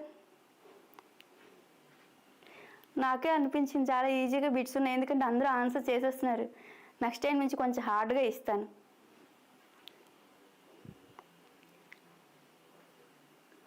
Okay అమ్మ 14th వచ్చేసి C correct answer Domingo Paes. ఈ డొమింగో పేజ్ అనేవారు పోర్చుగీస్ యాత్రికుడు శ్రీకృష్ణదేవరాయల కాలంలో రావడం జరుగుతుంది. ఈ డొమింగో పేజ్ వస్తారు కదమ్మ, వచ్చి అంటే శ్రీకృష్ణదేవరాయల యొక్క సామ్రాజ్యాన్ని సందర్శించి అతను ఏం చెప్తారు, శ్రీకృష్ణదేవరాయల యొక్క ముఖ సౌందర్యం గురించి చెప్తారనమాట. అంటే జస్ట్ అతని ఫేస్ ఇలా ఉంది, అతని ఫేస్ పైన చిన్న చిన్న పింపుల్స్ ఉండేవి, మనిషి ఏమో మరీ అంత పొడవు కాదు కానీ నార్మల్గా అందంగా బాగానే ఉన్నారని చెప్పేసి చెప్పారంటే ముఖ సౌందర్యం గురించి చెప్పారు. అలాగే ఈ విజయనగర సామ్రాజ్యంలో సాయంత్రం అయితే ఈ సంతలు జరిగేవి. ఆ సంతల్లో ఏంటి ఈ వజ్రాలు ఉన్నాయి కదా, ఈ వజ్రాలు కూరగాయలు అన్నీ ఒకేలా పోగులు వేసేసి వ్యాపారాలు జరిగేవని చెప్పారు. అలాగే ఇతని నుంచి ఆ మహర్నవమి దెబ్బ పైన విజయదశమిని జరిపించేవారు. ఆ విజయదశమి రోజున ఇతని సైనికులంతా కూడా అక్కడ పెట్టేసి ఆ మహర్నవమి దెబ్బ పైన చేసేవారని చెప్పేసి అది కూడా చెప్పడం జరిగింది. అలాగే ఇతనికి 35,000 సైనిక బలం అశ్విక బలం ఉందని చెప్పేసి కూడా చెప్పడం జరిగిందమ్మా. చూడండి ఇక్కడ ఎవరు వచ్చారు, డొమింగో పేజ్ వచ్చారు కదా, శ్రీకృష్ణదేవరాయల కాలంలో డొమింగో పేజ్ వచ్చేసి ఇతను ఏం చెప్పారు, డొమింగో పేజ్ శ్రీకృష్ణదేవరాయల యొక్క ముఖ సౌందర్యం గురించి చెప్పారు. అలాగే వాళ్ళ అంటే శ్రీకృష్ణదేవరాయల కాలంలో సంతలు ఏ విధంగా జరిగే, సాయంత్రం పూట మార్కెట్లు అనేవి ఏ విధంగా జరిగేవని అంటే వజ్రాలు ఎలా అంటే కూరగాయలు ఎలా కొప్పులు పోగులు చేసి అమ్మేవారు, అలాగే వజ్రాలు కూడా అన్ని పోగులుగా చేసుకొని అమ్మేవారని చెప్పారు. అలాగే ఇతని యొక్క అశ్విక బలం 35,000 ఉందని చెప్పేసి చెప్పారమ్మా. ఓకేనా. నెక్స్ట్ ఇతని కాలంలో డొమింగో పేజ్ వస్తారు. డొమింగో పేజ్ తర్వాత ఇంకొక అతను కూడా వస్తారు, బార్బోసా డువార్టే అని అతను కూడా వస్తారు. అతనిది కూడా పోర్చుగీస్ కంట్రీనే. మరి అతను ఏం చెప్పారని అంటే ఇది అక్కడ విజయనగర సామ్రాజ్యంలో శ్రీకృష్ణదేవరాయల కాలంలో మత పరిస్థితుల గురించి, ఆర్థిక విధానాల గురించి చెప్పడం జరిగింది. మత పరిస్థితులు, రాజ్య పరిపాలన గురించి, ఆర్థిక విధానాల గురించి చెప్పడం జరిగింది బార్బోసా డువార్టే. ఓకేనా. బార్బోసా డువార్టే కూడా పోర్చుగీస్నే, అలాగే డొమింగో పేజ్ కూడా పోర్చుగీస్నే. నెక్స్ట్ ఇక్కడ చూడమ్మా నికోలో డి కాంటి ఉన్నారు కదా, ఇక్కడ నికోలో డి కాంటి వచ్చేసరికి యాక్చువల్గా దేవరాయ 1 కాలంలో వస్తారు, దేవరాయ 2 కాలంలో కూడా వస్తారు. నికోలో డి కాంటి ఇతనే మన తెలుగుని ఇటాలియన్ ఆఫ్ ది ఈస్ట్గా పేర్కొనడం జరిగిందమ్మా. ఇటాలియన్ ఆఫ్ ద ఈస్ట్గా పేర్కొన్నారు నికోలో డి కాంటి. మరి ఇతను ఏం చెప్పారంటే సతీ సహగమనం అనేది విజయనగర సామ్రాజ్యంలో ఉందని చెప్పేసి చెప్పారు. అలాగే బహుభార్యత్వం కూడా ఉండేదని చెప్పేసి చెప్పారు. అంటే నార్మల్గా పీపుల్ ఉంటారు కదా, వాళ్ళేం సాధారణ ప్రజల్లో ఏకపత్ని వ్రతం ఉండేది, కానీ రాజులు అలా ఉంటారు కదా, వాళ్ళకి మాత్రం బహుభార్యత్వం అమల్లో ఉందని చెప్పేసి చెప్పారు. సతీ సహగమనం కూడా అమల్లో ఉందని చెప్పారు. ఒకవేళ సతీ సహగమనం పాటించిన స్త్రీ ఆ గుండు చేసుకునేదని చెప్పేసి చెప్పారు. సతీ సహగమనం అంటే ఏంటి, భర్త చనిపోయిన తర్వాత భర్తతో పాటు భార్యను కూడా బలవంతంగా చితిలోనికి పెట్టేసి కాల్చేయడం అనమాట, దాన్ని సతీ సహగమనం. ఒకవేళ అలా సతీ సహగమనం పాటించిన స్త్రీకి ఏం చేసేవారంటే ఆ జుట్టు అంతా తీసేసి గుండు చేసేసి ఒక మూలను ఉంచేసేవారని చెప్పేసి చెప్పారంట ఈ నికోలో డి కాంటి గారు. ఇతను వచ్చేసి దేవరాయ 1 దేవరాయ 2 కాలంలో కూడా వస్తారమ్మ. అలాగే అబ్దుల్ రజాక్ ఉన్నారు కదా, ఈ అబ్దుల్ రజాక్ గారు దేవరాయ 2 కాలంలో వస్తారమ్మా. విజయనగరాన్ని సందర్శించడానికి దేవరాయ 2 కాలంలో వస్తారు అబ్దుల్ రజాక్. ఈ అబ్దుల్ రజాక్ వచ్చేసి పర్షియన్ దేశమమ్మ. ఓకేనా, పర్షియన్ కంట్రీ. ఈ పర్షియన్ని ప్రెజెంట్ ఇరాన్గా పిలుస్తున్నారు. పర్షియన్ రాజు ఉంటారు, షారుఖ్ లేదా ఖుష్రో అని అంటారు. ఆ రాజు ఏమో ఈ అబ్దుల్ రజాక్ని పంపిస్తారంట. పంపిస్తే ఇతను వస్తారు, అబ్దుల్ రజాక్ 2వ దేవరాయల కాలంలో వస్తారు. మరి ఇతను వచ్చి ఏం చెప్పారు, వేశ్య వ్యవస్థ అధికారికంగా ఉండేదని చెప్పారమ్మా.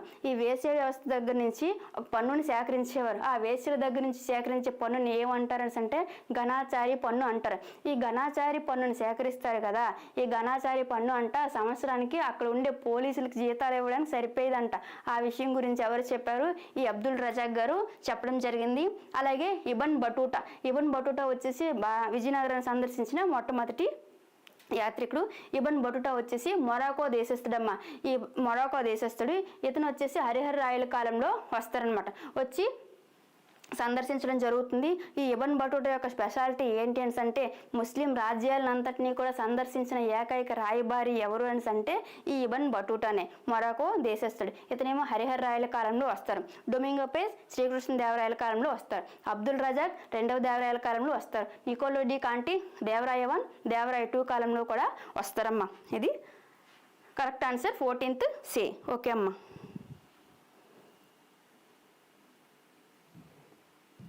నెక్స్ట్ 15th వన్ చూడండి. 15th వన్ వచ్చేసి ప్రౌఢదేవరాయలు అని కూడా పిలువబడిన విజయనగర పాలకుడు ఎవరు? చూడండి, విజయనగర రాజుల్లో ప్రౌఢదేవరాయలుగా పిలువబడిన రాజు ఎవరని అడిగారు. ఆప్షన్స్ చూద్దాం. హరిహర 1, నెక్స్ట్ ఆప్షన్ బి బుక్క 1 అంటే బుక్కరాయలు 1 అనమాట. Option C Devarayalu 2, option D Sadashivarayalu. Answer చెప్పన్నాను.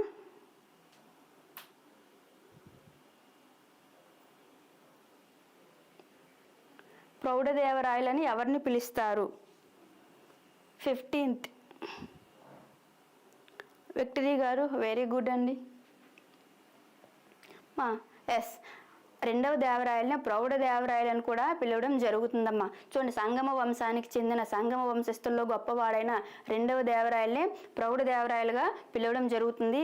ఈ రెండవ దేవరాయలు వచ్చేసి చూడండి మహానాటక సుధానిధి, వృత్తి అనే గ్రంథాలను కూడా రాయడం జరుగుతుంది. మరి ఇతను కవుల కోసం నియమించిన భవనం పేరు ఏం పేరెంట్స్ అంటే ముత్యాలశాలగా చెప్తారు. రెండవ దేవరాయలు సంగమ వంశస్థుల్లోనే అందరికంటే గొప్పవాడు. అలాగే ఇతను వచ్చేసి ముస్లింలు ఎక్కువ సంఖ్యలో నియమించుకుంటారు.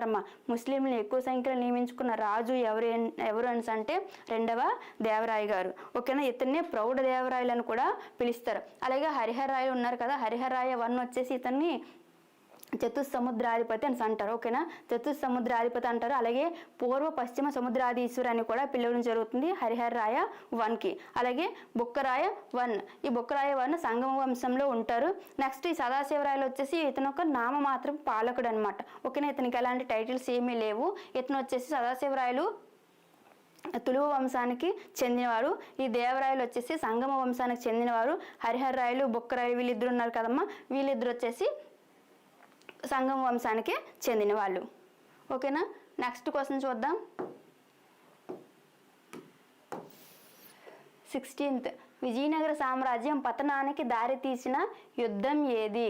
చూడమ్మా, విజయనగర సామ్రాజ్యం అనేది పతనానికి దారి తీసిన అంటే పూర్తిగా అక్కడ ఎండ్ అవ్వలేదు, కానీ దాంతో ఏంటంటే పతనం అనేది స్టార్ట్ అయింది. ఆ యుద్ధం పేరు ఏంటని అడిగారు. ఆప్షన్ ఏ పానిపట్టు యుద్ధం, మొదటి పానిపట్టు యుద్ధం, ఆప్షన్ బి తల్లికోట యుద్ధం, ఆప్షన్ సి ప్లాసీ యుద్ధం, ఆప్షన్ డి అస్య యుద్ధం. Correct answer చెప్పన్నాను.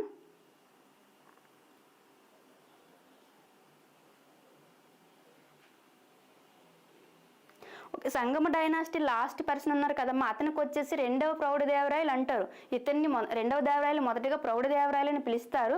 అలాగే చివరి వచ్చేసరికి చివరి వ్యక్తి ఎవరైనా అంటే రెండవ ప్రౌఢదేవరాయలు కూడా ఉన్నారు. ఓకేనా, 16th బి లిలీపుట్ బిట్స్లే ఉన్నాయి.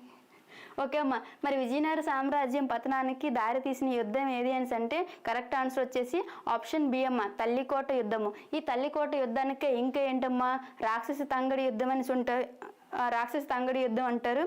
అయితే ఇంకా ఒక 2 పేర్లు ఉంటాయి, ఆ 2 పేర్లు కూడా ఎవరైనా చెప్పగలరు? ట్రై చేయండి. అంటే బిట్ ఈజీగా ఉంది కదా, కొంచెం దానికి వేరే నేమ్స్ ఏమైనా ఉన్నాయో అని చెప్పేసి జస్ట్ అడుగుదామని అంతే. చూడండి, రాక్షస తంగడి యుద్ధం లేదా తల్లికోట యుద్ధానికి ఇంకొక 2 పేర్లు ఉంటాయి, ఎవరైనా చెప్పగలరా? ఇది రాక్షస తంగడి అనే ప్రాంతాల మధ్య అనే గ్రామాల మధ్య జరిగింది కాబట్టి దానికి రాక్షస తంగడి యుద్ధం అంటారు. అలాగే ఇంకొక 2 పేర్లు కూడా ఉంటాయమ్మా.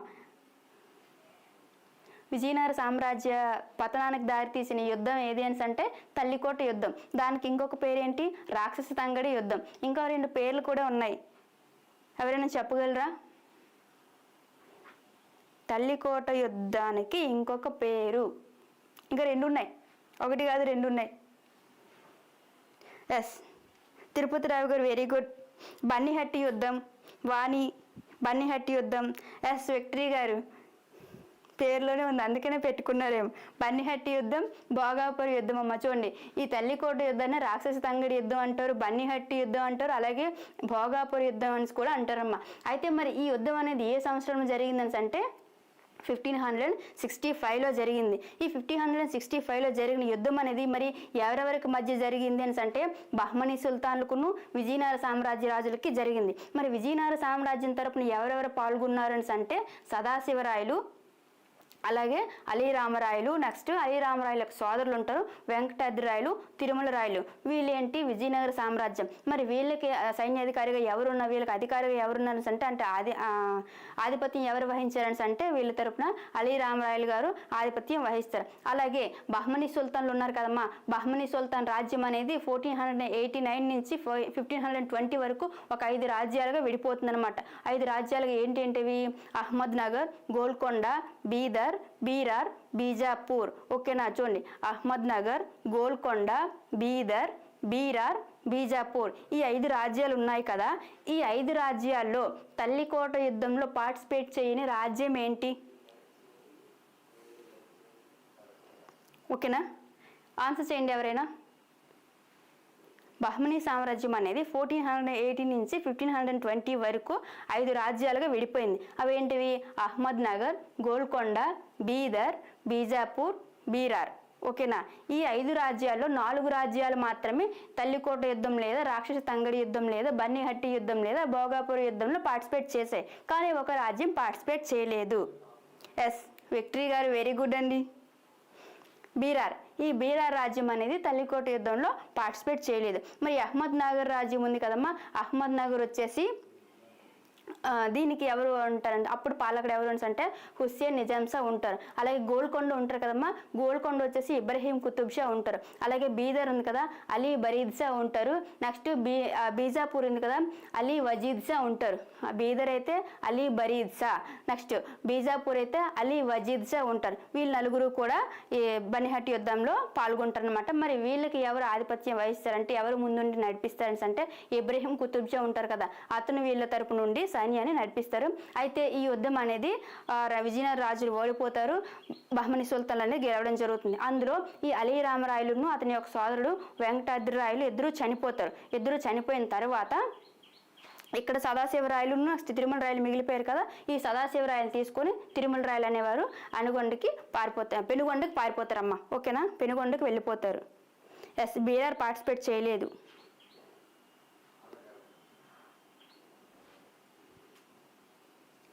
అలీ వజీద్ షా అమ్మ బీజాపూర్కి. నెక్స్ట్ క్వశ్చన్ చూద్దాం. చూడండి, మొదటి పానిపట్టు యుద్ధం ఉంది. అయితే ఇక్కడ 16th కరెక్ట్ ఆన్సర్ ఏంటి? ఆప్షన్ బి అనేది కరెక్ట్ ఆన్సర్. మరి విజయనగర సామ్రాజ్యం పతనం అవ్వడానికి అంటే ఆ యుద్ధం తర్వాత అనేది అలాగలా డౌన్ఫాల్ అవ్వడం స్టార్ట్ అయింది విజయనగర సామ్రాజ్యానికి. మరి ఈ మొదటి పానిపట్టు యుద్ధం ఎప్పుడు జరిగింది అని అంటే ఆప్షన్ చూసుకున్నట్లయితే చూడండి, ఇక్కడ బాబర్ అనే అతను ఢిల్లీ సుల్తాన్లో చివరి వాడని ఇబ్రహీం లోడీని చంపేసి మొదటి పానిపట్టు యుద్ధంలో చంపేసి అక్కడ మొఘల్ సామ్రాజ్యాన్ని స్థాపించడం జరుగుతుంది. మొదటి పానిపట్టు యుద్ధం అనేది ఎప్పుడు జరుగుతుంది? 1526లో జరుగుతుంది. అలాగే ప్లాసీ యుద్ధం ఉంది కదా, ప్లాసీ యుద్ధం అనేది 1757లో జరుగుతుందమ్మా. ఈ 1757లో జరిగిన ప్లాసీ యుద్ధం అనేది భారతదేశంలో బ్రిటిష్ వారి సామ్రాజ్యానికి పునాదిగా చెప్తారు. ఓకేనా. అలాగే అస్సీ యుద్ధం అనేది 1803లో జరుగుతుంది. 1803లో జరిగిన అస్సీ యుద్ధము ఆంగ్లేయులకున్న మరాఠా వాళ్ళకి జరుగుతుంది. ఓకేనా, అస్సీ యుద్ధంగా చెప్తారు. 16th వచ్చేసి కరెక్ట్ ఆన్సర్ బి అమ్మ. 17th చూద్దాం. తల్లికోట యుద్ధం ఏ సంవత్సరంలో జరిగింది? చూడండి, మరి తల్లికోట యుద్ధం ఇప్పుడు చెప్పాం కదా, రాక్షస తంగడి యుద్ధం, బనిహట్టి యుద్ధం, భోగాపురి యుద్ధం అనేది. మరి ఇది ఏ ఇయర్లో జరిగింది అని అంటే options: option A 1526 AD, option B 1565 AD, option C 1576 AD, option D 1614. దీనికి ఆన్సర్ చెప్పండి. 17th. ఓకే, 1565. ఓకే అమ్మ. మరి తల్లికోట యుద్ధం అనేది 1565లో జరిగింది. మరి ఇది ఎవరి కాలంలో జరిగింది అని అంటే సదాశివరాయల కాలంలో జరిగింది. అంటే యుద్ధం జరిగేటప్పుడు విజయనగర సామ్రాజ్యాన్ని ఏ వంశం పరిపాలిస్తుంది, ఆ వంశంలో రాజు ఎవరు అంటే చూడండి, సదాశివరాయలు పరిపాలించడం జరుగుతుంది. తులు వంశానికి చెందిన సదాశివరాయలు పరిపాలిస్తారు. యాక్చువల్గా అతని నుంచి 1503 నుంచి 1570 వరకు ఉంటారు. అతని కాలంలో ఈ తల్లికోట యుద్ధం లేదా రాక్షస తంగడి యుద్ధం లేదా బనిహట్టి లేదా భోగాపురి యుద్ధం అనేది జరుగుతుంది 1565లో. మరి 1526 ఉంది కదమ్మా, ముందు క్వశ్చన్లో చెప్పాం కదా, మొదటి పానిపట్టు యుద్ధం అనేది ఈ 1526లో జరిగింది. అలాగే 1576 ఉంది కదా, ఈ 1576లో జరిగిన యుద్ధం ఏంటి, ఎవరైనా చెప్తారా? తల్లికోట యుద్ధం జరిగింది ఏ సంవత్సరం అంటే 1565. అక్కడ ఆప్షన్ సి ఉంది కదా నాన్న. 1576లో ఒక యుద్ధం జరుగుతుంది. ఏ యుద్ధం అది? Anyone can answer please. 1576లో జరిగిన యుద్ధం పేరేమిటి? ఓకే, పానిపట్ వార్స్ 1526, 1556, 1764 కాదమ్మా, 1761. 1761లో పానిపట్ వార్ 3 జరుగుతుంది. 1764లో బక్సర్ వార్ జరుగుతుంది. ఓకేనా? దిలీప్ రెడ్డి గారు Panipat war 1 1526 okay. 1556 Panipat war 2 okay. 1764 పెట్టారు కదా, 1764 కాదు, 1761లో పానిపట్ వార్ 3 జరుగుతుంది. 1764 అనేది బక్సార్ యుద్ధం జరుగుతుంది. ఇక్కడ మనం ఏం చెప్పాము? 1757లో ప్లాసీ వార్ జరిగింది కదా. ఆ ప్లాసీ వార్ జరిగింది అక్కడ ఏం సంభవించింది? మనకి భారతదేశంలో బ్రిటిష్ వారి సామ్రాజ్యానికి పునాది పడింది. కానీ 1764లో జరిగిన బక్సార్ యుద్ధంతో ఇంకా పూర్తి అధికారాలు, భారతదేశం పైన పూర్తి అధికారాలన్నీ కూడా బ్రిటిష్ వారు తీసుకున్నారు. ఓకేనా? ఈ ప్లాసీ యుద్ధము, బక్సార్ యుద్ధం అనేది భారతదేశం అనేది బ్రిటిష్ వారి వశమైపోవడానికి జరిగిన 2 యుద్ధాలు కూడా అవమ్మ. 1764లో బక్సార్ యుద్ధం జరిగింది. పానిపట్ వార్ 3 అనేది 1761లో జరుగుతుంది. ఓకేనా? ఓ వెరీ గుడ్. 1576 హల్దీఘాట్ యుద్ధము. ఓకేనమ్మా? హల్దీఘాట్ యుద్ధం జరుగుతుంది. ఈ హల్దీఘాట్ యుద్ధం అనేది చూడండి, మొఘల్ పాలకుల్లో గొప్పవాడైన అక్బర్కును అలాగే మహారాణా ప్రతాప్ సింగ్కి జరుగుతుందమ్మా. మహారాణా ప్రతాప్ ఉంటారు కదా, మేవాడ్ పాలకుడు. ఆ మేవాడ్ పాలకుడుకును మహారాణా ప్రతాప్కి మధ్య ఈ 1576లో హల్దీఘాట్ వార్ జరుగుతుంది. ఓకేనా? నెక్స్ట్ 1614 ఏం లేదు. మరి తల్లికోట యుద్ధం కరెక్ట్ ఆన్సర్ ఏంటి నాన్న? ఆప్షన్ బి అనేది కరెక్ట్ ఆన్సర్, 1565.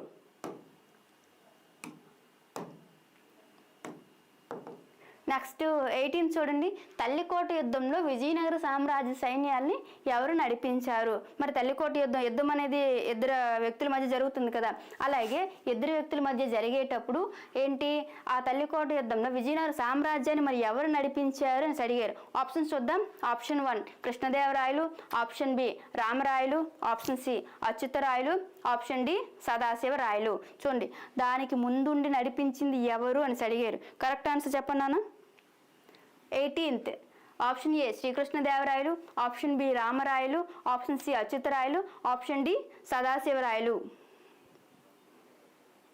18th. ఓకే.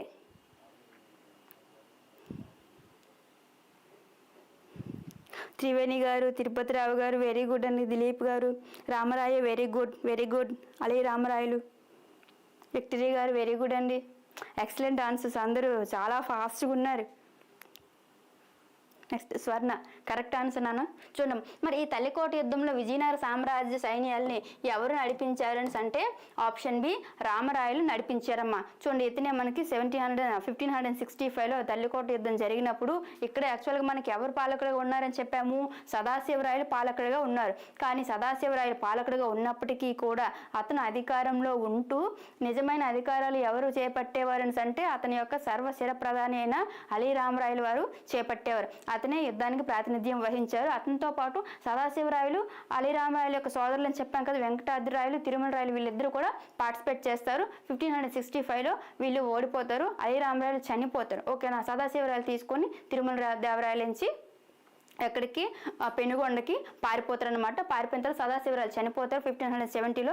చనిపోయిన తర్వాత ఏంటంటే తిరుమల దేవరాయలు అరవీడి రాజవంశాన్ని స్థాపించడం జరుగుతుంది. ఇక్కడ శ్రీకృష్ణదేవరాయలు వచ్చేసరికి 1529లోనే చనిపోతారు. ఓకేనా? యాక్చువల్గా 1528లో శ్రీకృష్ణదేవరాయలు ఏం చేస్తారంటే వాళ్ళు కొడుకుంటారు కదమ్మా తిరుమలుడు అని చెప్పేసి, ఆ తిరుమల రాయలకించి పట్టాభిషేకం చేయాలనుకుంటారు. పట్టాభిషేకం చేయాలనుకుంటే ఏంటంటే పట్టాభిషేకం చేయించిన తర్వాత కొద్ది రోజులకి అతని కొడుకు చనిపోతారు. శ్రీకృష్ణదేవరాయలు కొడుకు చనిపోయిన తర్వాత ఎలా పుట్టిస్తారు?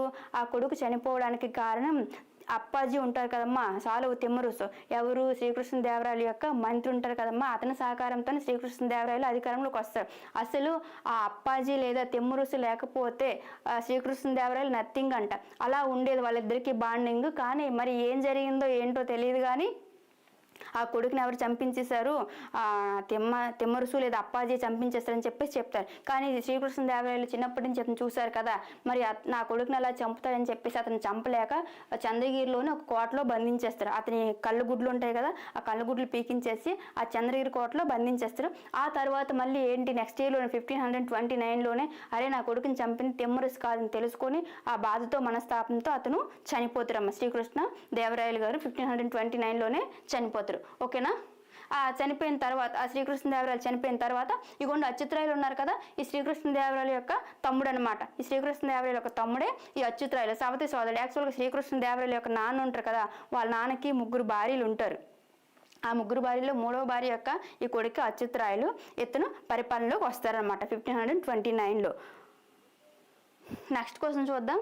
అంటే దీనికి answer 18th one correct answer ఏంటమ్మా, ఎవరు నడిపించారు సామ్రాజ్య సైన్యాల్ని? అలీ రామరాయలు నడిపిస్తారు. ఓకేనా.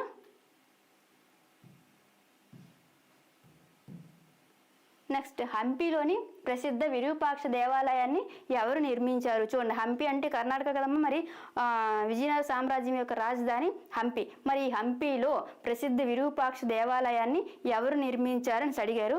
ఆప్షన్స్ చూద్దాం. Option A Krishnadevarayalu, option B Devarayalu 2, option C Harihararayalu 1, option D ఈ దేవాలయం పూర్వమే ఉంది, విజయనగర రాజులు అభివృద్ధి చేశారు అని అన్నారు. కరెక్ట్ ఆప్షన్ ఏంటమ్మా? మీను గారు బి దేనికి?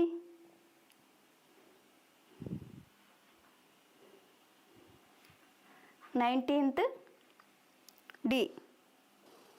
Hema 19th B. 19th D. Correct answer చెప్పండి. బియా డియా?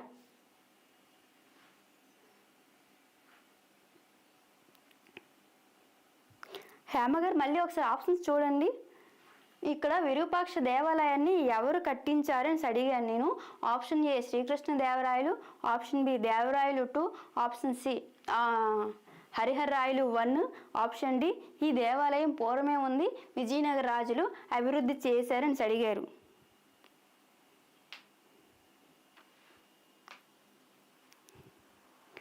నైన్టీన్త్ బి కాదు మీను గారు, స్వర్ణ గారు, బి కాదమ్మా. ఆప్షన్ డి వచ్చేసి కరెక్ట్ ఆన్సర్ నాన్న. ఓకేనా. ఆప్షన్ డి ఈ విరూపాక్ష దేవాలయం అంటే అంతకు ముందే ఉండేది, ఆ తర్వాత నుంచి ఒక్కొక్కరు దీన్ని డెవలప్ చేశారు. దేవరాయలు 2 డెవలప్ చేశారు, అలాగే శ్రీకృష్ణ దేవరాయలు నుంచి దీనికి ఇంకా ప్రత్యేకంగా గోపురాలు అవన్నీ కూడా కట్టించడం జరిగిందంట. శిఖరాలు, గోపురాలు అలాంటివి కూడా కట్టించడం జరిగింది. ఇతనేమో దేవరాయలు 2 నుంచి దాన్ని డెవలప్ చేశారు. కానీ ఈ విరూపాక్ష దేవాలయం అనేది అంతకు ముందే ఉంది. ఓకేనా. ఆ ఉన్న దాని తర్వాత విజయనగర రాజులు ఇంకా దాన్ని ఇంకా డెవలప్ చేయడం జరిగింది. ఆప్షన్ డి కరెక్ట్ ఆన్సర్ నాన్న. చూడండి, హంపీలోని ప్రసిద్ధ విరూపాక్ష దేవాలయాన్ని ఎవరు నిర్మించారని అంటే ఈ దేవాలయం పూర్వమే ఉంది, విజయనగర రాజులు అభివృద్ధి చేశారనేది కరెక్ట్ ఆన్సర్ అమ్మా. చూడండి, వీరి యొక్క ప్రధాన కులదైవం కూడా విరూపాక్ష స్వామినే. ఓకేనా.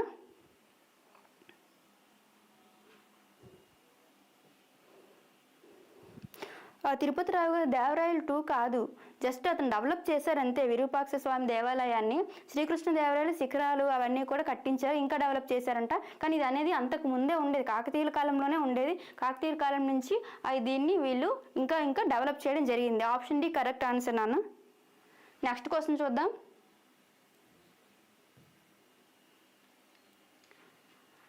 హజార రామస్వామి దేవాలయం ఎక్కడ నిర్మించబడింది? చూడండి, హజార రామస్వామి దేవాలయం ఎక్కడ నిర్మించబడింది అని అడిగారు. ఆప్షన్ చూద్దాం. Option A Tirupati, option B Srisailam, option C Hampi, option D Srikalahasti. 20th correct answer చెప్పనాను. తిరుపతినా, శ్రీశైలమా, హంపినా, శ్రీకాళహస్తినా? హజార రామస్వామి దేవాలయం. ఎస్ 20th వచ్చేసి doctor Babu, Swarna very good, very good. Naresh creative very good. Tirupati Rao గారు వెరీ గుడ్.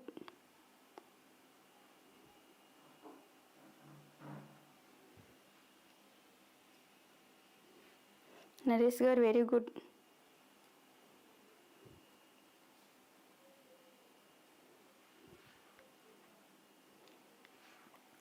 ఓకే, అందరూ చూస్తున్నారు కదా, అంటే మీకు ఈ వీడియో కనుక యూస్ఫుల్గా అనిపిస్తాయి, అంటే బిట్స్ కొంచెం ఈజీగా ఉన్నాయని చెప్పేసి ఎవరో కామెంట్ చేశారు.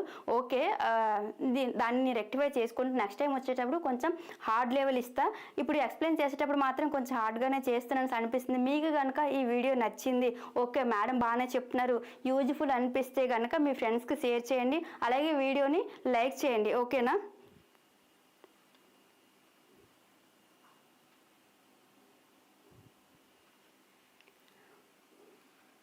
ఓకే అమ్మా, ఈ హజారి రామస్వామి దేవాలయం ఎక్కడ ఉందని అంటే ఆప్షన్ సి హంపీలో ఉందమ్మా. ఓకేనా? తిరుపతిలో ఉండే తిరుపతి వెంకటేశ్వర స్వామి దేవాలయం ఉంటుంది. అలాగే శ్రీశైలం శ్రీకాళహస్తి ఉంది కదా, ఇక్కడ శ్రీశైలం శ్రీకాళహస్తి వచ్చేసి శివునికి సంబంధించిన దేవాలయాలు ఉంటాయి. ఓకేనా?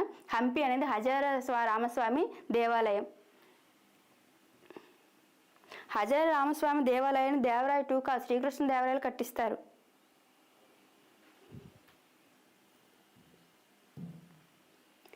నెక్స్ట్ ఇంకొకసారి చూడమ్మా, మళ్ళీ ఎందుకు చెప్తున్నాను అంటే ఇది మీకు యూజ్ఫుల్గా ఉంటుంది. ఓకేనా? మీరు ఎలాగో ఎండోమెంట్కి ప్రిపేర్ అవుతున్నారు కాబట్టి మెటీరియల్ అనేది అవైలబుల్గా మన యాప్లో ఉంది. అలాగే మెటీరియల్తో పాటు 40,000 పేపర్ 1కి 40,000 బిట్స్ ఉన్నాయి, అలాగే పేపర్ 2 కూడా 40,000 బిట్స్ అనేవి ఉన్నాయి. మీకు ఏ టెస్ట్ సిరీస్ కావాలంటే ఆ టెస్ట్ సిరీస్ అంతా కూడా అవైలబుల్గా ఉంది. ఒకసారి ఇక్కడ చెక్ చేయండి, మీకు సంబంధించిన ఏదైనా కావాలంటే వెంటనే మీరు యాప్ డౌన్లోడ్ చేసుకొని పర్చేజ్ చేసుకోండి. ఓకేనా? నెక్స్ట్ క్వశ్చన్ చూడమ్మా, విజయనగర సామ్రాజ్య నాణేల్ని ఏమని పిలుస్తారు? చూడండి, విజయనగర సామ్రాజ్యంలో చలామణిలో ఉండే నాణేల్ని ఏమని పిలుస్తారని అడిగారు. చూడండి, డబ్బు అవసరమే కదా, అలాగే విజయనగర సామ్రాజ్యంలో ఈ డబ్బు పరపతి అనేది ఏ రూపంలో అంటే నాణేల రూపంలో ఉండేది కదా, మరి ఆ నాణేలకి ఏమని పేరు చెప్పి అడిగారు. ఆప్షన్ చూడమ్మా, ఆప్షన్ ఏ యాక్చువల్గా దామ్స్ అది, option B rupees, option D option C వరహాలు, ఆప్షన్ డి టంకాలు. దామ్స్, రూపీస్, వరహాలు, టంకాలు. కరెక్ట్ ఆన్సర్ చెప్పన్నాను. 21. ఓకే, సిసిసి వచ్చేసింది. విక్టరీ గారు, త్రివేణి గారు, మీను గారు, స్వర్ణ గారు, డాక్టర్ బాబు గారు, ఉమా సాయి ప్రసాద్ గారు. నెక్స్ట్ అందరూ చాలా యాక్టివ్గా ఉన్నారు. ఓకే,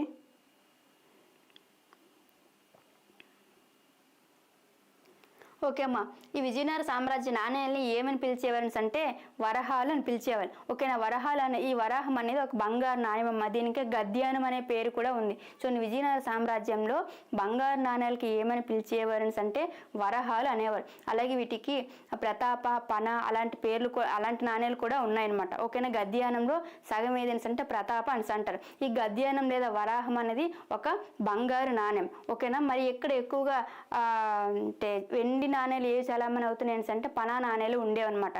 ఓకేనా? మరి ఇక్కడ దమ్స్ రూపీస్ ఉన్నాయి కదా, ఈ దమ్స్ రూపీస్ అనేవి షేర్షా ఉన్నారు కదమ్మా, షేర్షా అనే అతను ప్రవేశపెట్టాడు. ఈ దమ్స్ అనే దామ్ అనేది యాక్చువల్గా దామ్ అనేది ఒక వెండి నాణ్యం. ఓకేనా? ఆ వెండి నాణ్యాన్ని మరి ఎవరు ప్రవేశపెట్టారని అంటే షేర్షా సూరి ప్రవేశపెట్టడం జరుగుతుందనమాట. ఈ షేర్షా సూరి అంటే సూరు వంశస్థుడు, అతని మొఘల్ కాలంలో వస్తారు. అతను సూరు వంశానికి చెందిన మొఘల్ కాలంలో వస్తారు. అంటే హుమయూన్ పైన యుద్ధం చేసేసి అతను కొద్ది రోజులు మొఘల్ వంశ అంటే రాజుని పంపించేసి అక్కడ భారతదేశానికి పరిపాలన చేస్తారనమాట. అతని కాలంలో ఈ దామ్ అనేది వెండి నాణ్యం రావడం జరుగుతుంది.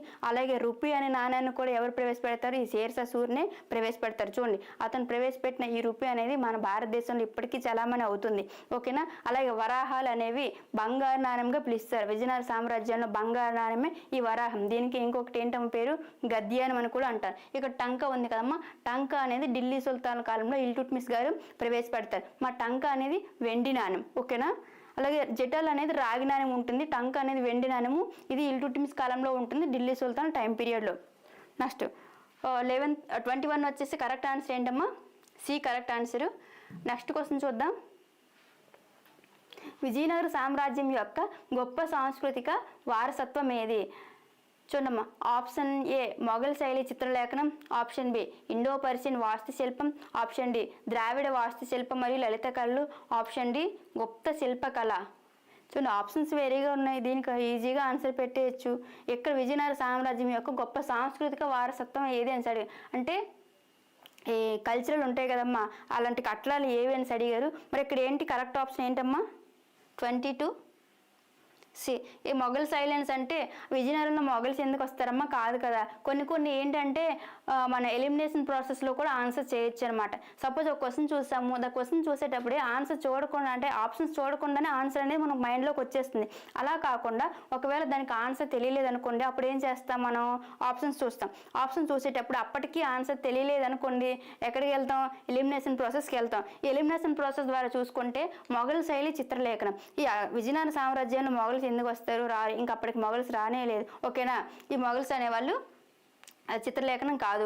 అలాగే ఇండో పర్షియన్ వాస్తు శిల్పం ఉంది కదమ్మా, ఈ ఇండో పర్షియన్ వాస్తు శిల్పం ఈ అనేది మరి అది కూడా మొఘల్ యొక్క వాస్తు అంటే ఆర్కిటెక్చర్లో భాగంగా ఉంటుంది. ఇండో పర్షియన్ వాస్తు శిల్పం అనేది మొఘల్స్ అనేవారు ఇంట్రడ్యూస్ చేస్తారు. అలాగే ద్రావిడ వాస్తు శిల్పం, అలాగే లలిత కళ ఉంది కదమ్మా, ద్రావిడ వాస్తు శిల్పము లలిత కళ అనేది విజయనగర సామ్రాజ్యానికి సంబంధించింది. ఈ ద్రావిడ అనే పేరు వినగానే తెలిసిపోతుంది, దక్షిణ భారతదేశంలో ఉండే భాషలన్నీ కూడా ద్రావిడ భాషలే. అలాగే ఇక్కడ ఈ కల్చరల్స్ అన్నీ కూడా, అంటే ఈ కట్టడాలన్నీ కూడా ఈ ద్రావిడ వాస్తు శిల్పంలోనే కడతారమ్మ. అలాగే గుప్త శిల కూడా గుప్తుల యొక్క కాలంలో ఉంటుంది, ఇది కూడా కాదు. సో ఎలిమినేషన్ ప్రాసెస్ బట్టి కూడా చేయొచ్చు. దీనికి కరెక్ట్ ఆన్సర్ ఏంటంటే 22 వచ్చేసి సి, ద్రావిడ వాస్తు శిల్పం మరియు లలిత కళలు. అంటే ఈ లలిత కళను కూడా అభివృద్ధి చేశారు. అలాగే ద్రావిడ యొక్క వాస్తు శిల్పకళను కూడా అభివృద్ధి చేయడం జరిగింది.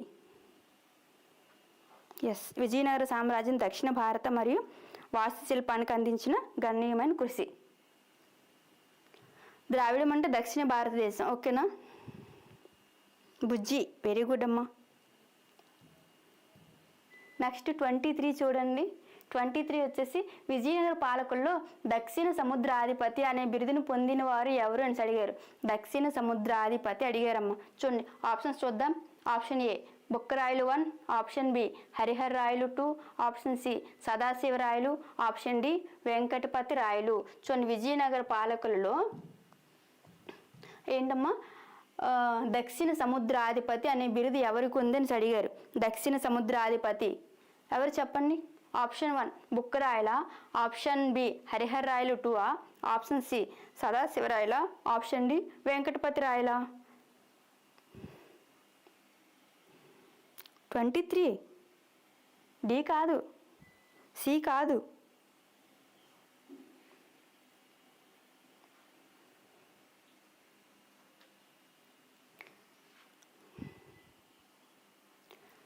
చూడండి 23 విజయనగర పాలకుల్లో దక్షిణ సముద్రాధిపతి అనే బిరుదు ఎవరికి ఉంది అని అడిగారు.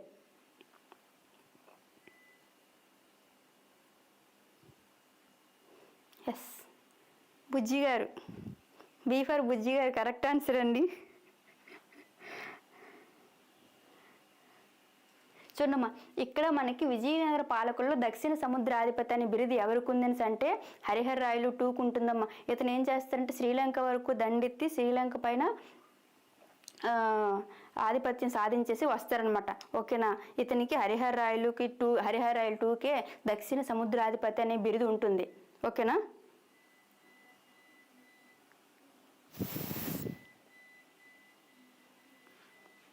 బుజ్జి గారు హరిహర్ రాయలు 2. నెక్స్ట్ ఈ బుక్కరాయలు 1 ఉన్నారు కదమ్మా, బుక్కరాయలకు 1 వచ్చేసి అభినవ మనువు అనే బిరుదు ఉంటుంది. ఓకేనా? వేద ప్రతిస్థాపనాచార్య, వేద పరమార్థ అనే బిరుదులు కూడా ఉంటాయి. అభినవ మనువు, వేద స్థాపనాచార్య ఉంటుందమ్మా ఈ బుక్కరాయలు 1కి. ఈ బుక్కరాయలు 1 వచ్చి సంగమ వంశాన్ని స్థాపించిన పాలకుల్లో ఒకరనమాట. హరిహర్ రాయలు బుక్కరాయలు స్థాపించారు కదమ్మా. హరిహర్ రాయలు 1, బుక్కరాయలు 1 వీళ్ళిద్దరూ కూడా విజయనగర సామ్రాజ్యం స్థాపించారు. అలాగే సంగమ వంశానికి చెందినవారు. అందులో మరి బుక్కరాయలకి ఏమని బిరుదు ఉందని అంటే అభినవ మనువు అని అంటారు. అలాగే వేద స్థాపనాచార్య, వేద పరమార్థ అని అంటారు. నెక్స్ట్ ఇంకొకటి చూడండి, అభినవ మనువు ఉంది కదమ్మా. మరి ఆధునిక భారతదేశంలో అభినవ మనువు అని ఎవరిని అంటారు? ఆన్సర్ చెప్పండి ఎవరైనా. అభినవ మనువు అని ఎవరిని అంటారు? ఇక్కడ వెంకటపతి రాయలకి సదాశివరాయలకి టైటిల్స్ ఏం లేవు. హరిహర్ రాయల్ 2కి ఏంటంటే దక్షిణ సముద్రాధిపతి ఉంటుంది. ఓకేనా? చూడండి చతుస్సముద్రాధిపతి పూర్వ పశ్చిమ సముద్రాధిపత్యం ఎవరికి ఉంది? హరిహర రాయలు 1కి ఉంది. ఓకేనా? ఈ మరి బుక్కరాయలకి ఏముంది? అభినవ మనువు, వేద ప్రతిస్థాపనాచార్య, నెక్స్ట్ వేద పరమార్థ అనే టైటిల్స్ ఉంటాయి ఈ బుక్కరాయ 1కి. నెక్స్ట్ హరిహర రాయలు 2కి ఏంటి? దక్షిణ సముద్రాధిపతి ఉంటుంది. శ్రీకృష్ణ దేవరాయలకి అయితే దక్షిణ సముద్రాది ఈశ్వరు అని ఉంటుందమ్మా. ఓకేనా? ఇక్కడ నేను ఏంటి అడిగాను? అభినవ మనువు అని చెప్పాను కదా. ఈ అభినవ మనువు ఆధునిక భారతదేశంలో ఎవరికి టైటిల్ ఉంది? బోస్ కాదు బాలు గారు, బోస్ కాదు.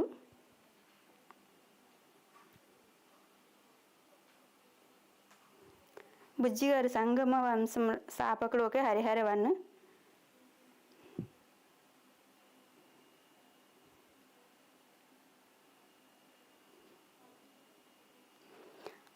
ఎస్, తిరుపతి రావు గారు వెరీ గుడ్ అండి. అంబేద్కర్ గారికి అభినవ్ మనువు అనే టైటిల్ ఉంటుంది. ఓకేనా? Very good.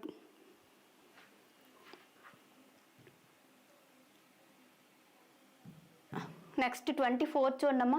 విజయనగర సామ్రాజ్యం పతనం తర్వాత అరవీటి రాజవంశం దానిని ఎక్కడి నుండి ఎక్కడికి మార్చింది అని అడిగారు. చూడండి, విజయనగర సామ్రాజ్యం పతనం తర్వాత ఎప్పుడు పతనం అయిపోయింది? 1565లో తల్లికోట యుద్ధం జరిగింది కదా. ఈ యుద్ధం తర్వాతనే విజయనగర సామ్రాజ్యం పతనం అనేది స్టార్ట్ అయిందని చెప్పాం కదా. మరి ఆ పతనం తర్వాత అరవీటి రాజవంశం దానిని ఎక్కడికి మార్చింది అని అడిగారు. చెప్పండి అమ్మ, రాజవంశం ఏంటి?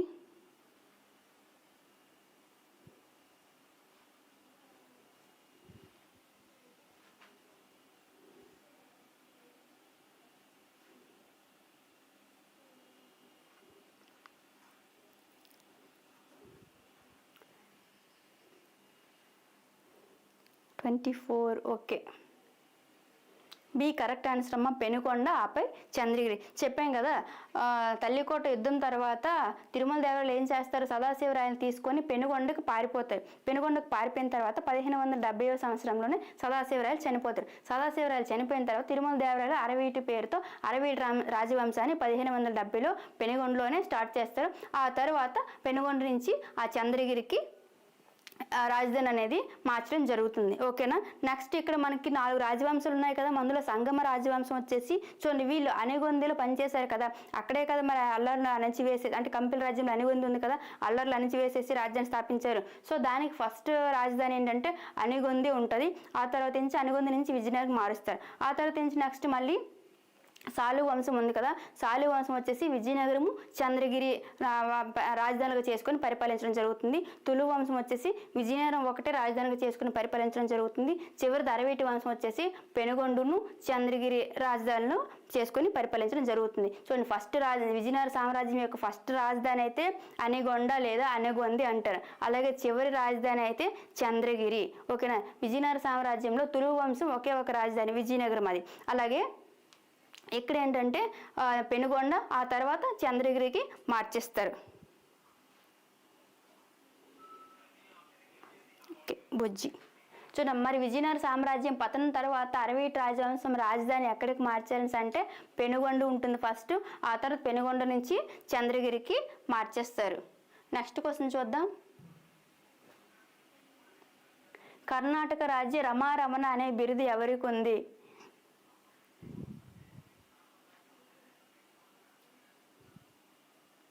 పెనుగొండ, అనంతపురం అమ్మ. నెక్స్ట్ చూడండి, కర్ణాటక రాజ్య రమారమణ అనే టైటిల్ ఎవరికి ఉంది అని అడిగారు. ఆప్షన్స్ చెప్తాను చూడండి. Option 1 Harihara 1, option A Harihara 1, next option B Bukkaraya 1, option C Srikrishna Devarayalu, option D Ramarayalu. 25.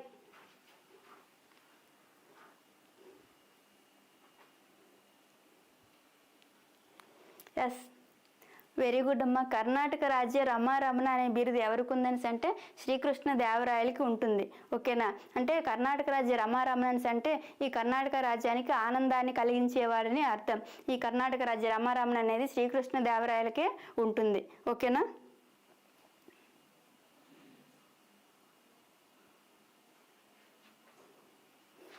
$25 వచ్చేసి సి కరెక్ట్ ఆన్సర్ నాను. నెక్స్ట్ క్వశ్చన్ చూద్దాం.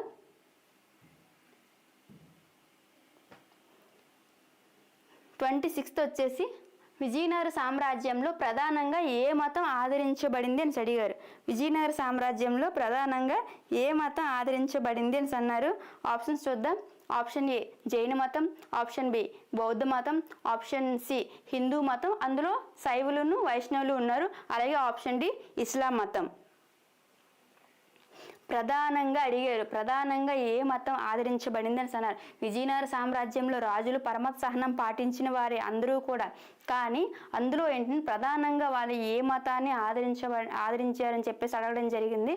ఆప్షన్స్ జైన మతం, బౌద్ధ మతం, హిందూ మతం, ఇస్లాం మతం. 26th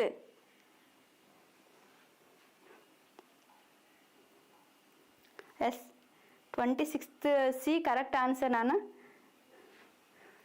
హిందూ మతాన్ని వీళ్ళు ఆదరించారు. నిజానికి ఇక్కడ జైన మతం ఉందా, జైన మతాన్ని కూడా ఆదరిస్తారు. రెండవ దేవరాయలు ఉన్నారు కదమ్మా, రెండవ దేవరాయలు ఏం చేస్తారంటే విజయనగరంలో జైనుల కోసం పాన్ సుపారి బజార్ని ఏర్పాటు చేస్తారు. అలాగే పార్శ్వనాథుడికి ఒక విగ్రహాన్ని కూడా కట్టిస్తారు.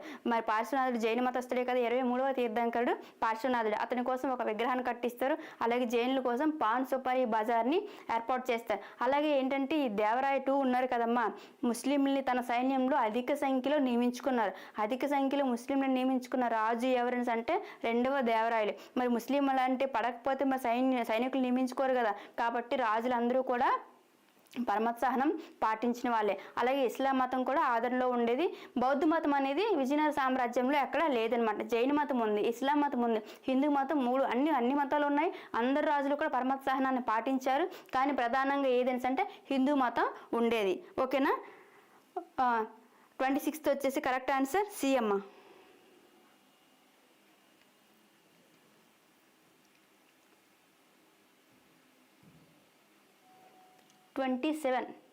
విజయనగర సామ్రాజ్య పతనం సమయంలో పాలకుడు ఎవరు అని అడిగారు. చూడండి, విజయనగర సామ్రాజ్యం పతనం సమయంలో పాలకుడు ఎవరు అని అడిగారు. ఆప్షన్స్ వచ్చేసి శ్రీరంగరాయలు 3 అనమాట, 3వ Srirangarayalu, option B Sadashivarayalu, option C Srikrishnadevarayalu, option D Achyutadevarayalu. 27 answer చేయండి అమ్మా. శ్రీరంగరాయలు 3నా, సదాశివరాయలనా, శ్రీకృష్ణదేవరాయలనా, లేదని అంటే అచ్యుతదేవరాయలనా? ఎవరి కాలంలో విజయనగర సామ్రాజ్యం పతనం అయింది? ఓకే, ఎస్ కరెక్ట్ ఆన్సర్ అమ్మా.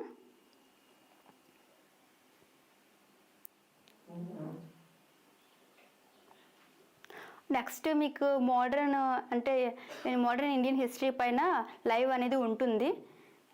ఎక్కువగా మీరు మోడర్న్ హిస్టరీ పైన ఫోకస్ పెట్టాలి, ఓకేనా. అంటే ఇది ఏపీ హిస్టరీలో భాగంగా ఉంది కాబట్టి విజయనగర సామ్రాజ్యం గురించి ఈరోజు మనం డిస్కస్ చేసాము.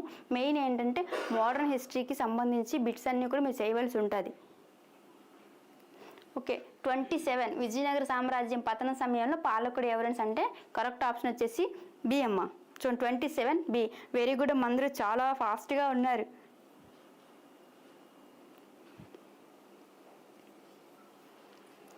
ఎస్, ఇక్కడ మనకి శ్రీరంగరాయలు 3 వచ్చేసి అరవీటి వంశంలో చివరి వాడనమాట. అలాగే సదాశివరాయలు 1503 నుంచి 1570 వరకు ఉంటారు. అతని కాలంలోనే 1565లో బన్నిహట్టి యుద్ధం జరుగుతుంది. రాక్షస తంగడి యుద్ధం అంటాం కదా, తల్లికోట యుద్ధం అని చెప్పుకున్నాం కదా, ఆ యుద్ధం జరుగుతుంది. ఆ యుద్ధంలో అలీరామరాయలు చనిపోతారు, సదాశివరాయలు పెనుగొండకి పారిపోతారు అనమాట. ఆ వెళ్ళిపోయిన తర్వాత వచ్చిన పాలకులు ఎవరు కూడా అంత సమర్థులు కాదు. అప్పటి నుంచే విజయనగర సామ్రాజ్యం అనేది పతనవాడం స్టార్ట్ అవుతుంది. ఎవరి కాలంలో అంటే ఆప్షన్ బి సదాశివరాయలు కాలంలో.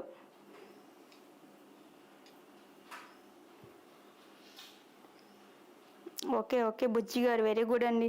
శ్రీరంగ 3 విజయనగర సామ్రాజ్య చివరి పాలకుడు. ఓకే, సామ్రాజ్య చివరి పతనానికి ముందు 46 వరకు పరిపాలించారు.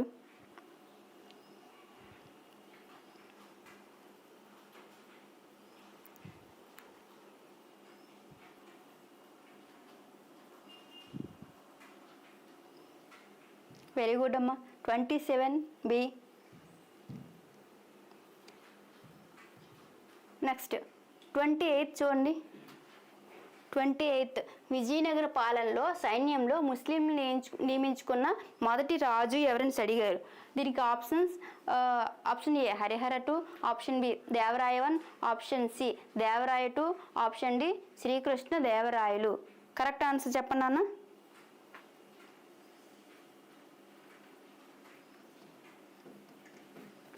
విజయనగర పాలనలో సైన్యంలో ముస్లింలను నియమించుకున్న మొదటి రాజు ఎవరు అడిగారు? అంటే మొదటిసారిగా ఎవరు నియమించుకున్నారు ముస్లింలని నేను అడిగారు సైన్యంలో. 28 సియా? సి కాదు, డి కూడా కాదు, 35 సియా. అమ్మా అందరూ సి ఎందుకు ఆన్సర్ ఇస్తున్నారు? ఒకసారి చూడండి, విజయనగర పాలనలో సైన్యంలో ముస్లింలను నియమించుకున్న మొదటి రాజు అని అడిగారు. ఎక్కువ సంఖ్యలో నియమించుకున్న రాజు కాదు. ఎక్కువ సంఖ్యలో నియమించుకున్న రాజు వేరు, మొదటిసారిగా నియమించుకున్న రాజు వేరు.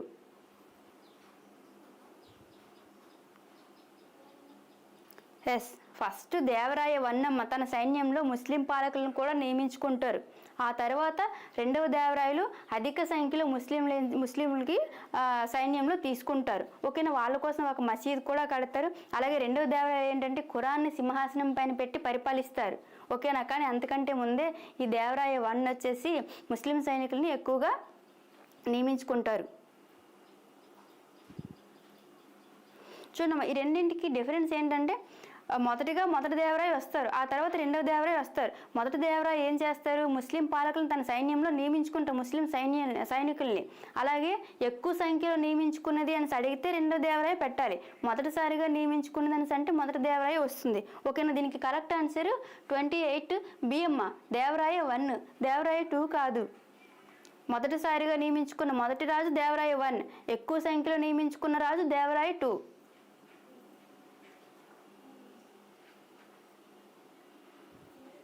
ఓకేనా, నెక్స్ట్ క్వశ్చన్ చూద్దాం.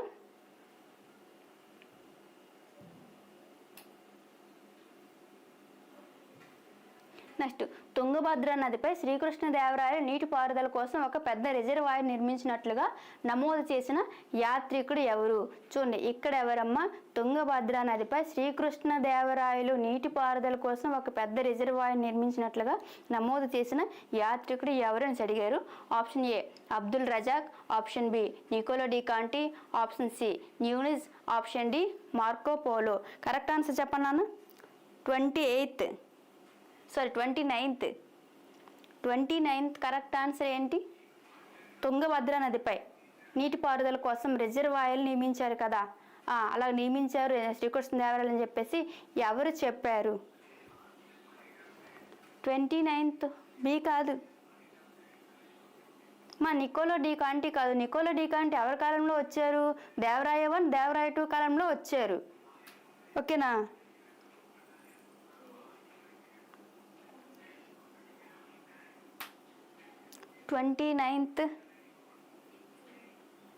నరేష్ గారు 29th టీ ఎందుకు పెట్టారండి? Marco polo ఎక్కడొచ్చారు? కాకతీయ సామ్రాజ్యంలో రుద్రమదేవి కాలంలో వచ్చారు అతను మార్కో పోలో.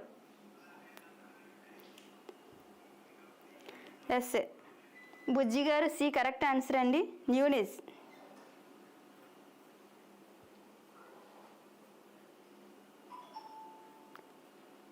ఎస్, న్యూనిజ్ అనే అతను అచ్యుతదేవరాయల కాలంలో వస్తారమ్మా.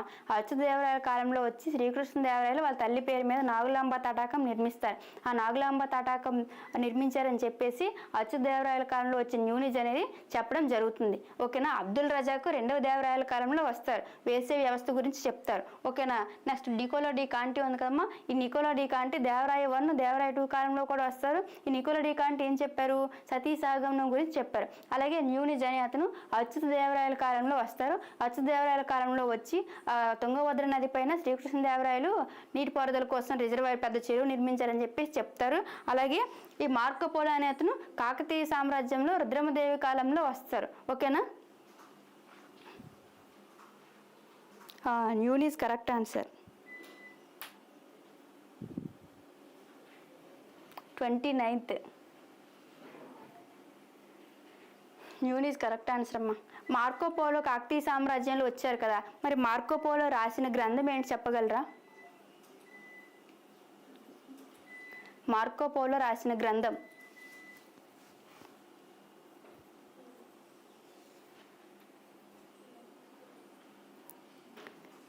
మా మార్కోపోలో కాకతీయ సామ్రాజ్యంలో వస్తారు. అతను రుద్రమదేవి కాలాలను సందర్శిస్తారనమాట. అయితే అతను వచ్చిన తర్వాత కాకతీయ సామ్రాజ్యాన్ని సందర్శించిన తర్వాత అతను ఒక గ్రంథం రాయడం జరుగుతుంది. అతను రాసిన గ్రంథం ఏంటి?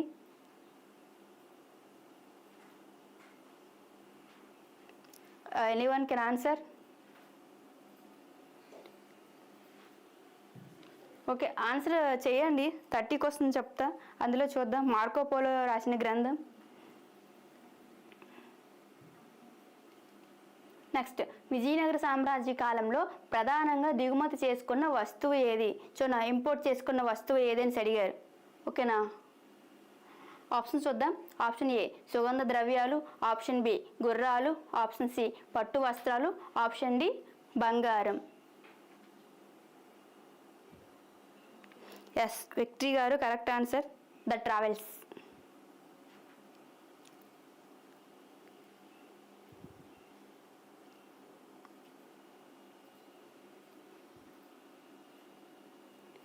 ఎస్, విజయనగర కాలంలో సామ్రాజ్య కాలంలో ప్రధానంగా దిగుమతి చేసుకున్న వస్తువు ఏంటని అంటే ఆప్షన్ బి కరెక్ట్ అమ్మా, గుర్రాలు. ఓకేనా? 30 ఏనా? ఎందుకండి? సుగంధ ద్రవ్యాలు మన భారతదేశంలోనే బోల్డ్ ఉన్నాయి. ఆ సుగంధ ద్రవ్యాలు ఉండడం వల్లనే కదా యూరోపియన్లు వచ్చారు. పోర్చుగీస్ వాళ్ళు, డచ్ వాళ్ళు, ఆంగ్లేయులు, డేనిష్ వాళ్ళు, ఫ్రెంచ్ వాళ్ళు ఆ సుగంధ ద్రవ్యాల కోసం మన భారతదేశానికి వచ్చారు. అవి ఎక్కువగా ఎక్స్పోర్ట్ చేసినవి, ఎగుమతి చేసినవి. మనం ఏంటి అడిగాం ఇక్కడ? ఇందులో దిగుమతి చేసుకోవడం. దిగుమతి చేసుకోవడం అంటే వేరే దేశం నుంచి మనం తీసుకురావడం. ఎగుమతి చేయడం అంటే మన దేశం నుంచి వేరే దేశాలకి పంపించడం. ఓకేనా? మనం ప్రధానంగా దిగుమతి చేసుకునే ఏంటి అని అడిగాం. ఓకేనా? సుగంధ ద్రవ్యాలు మనం ఎగుమతి చేసాం, మన దగ్గరే బోల్డ్ ఉన్నాయి, మనం ఎందుకు దిగుమతి చేసుకుంటాం?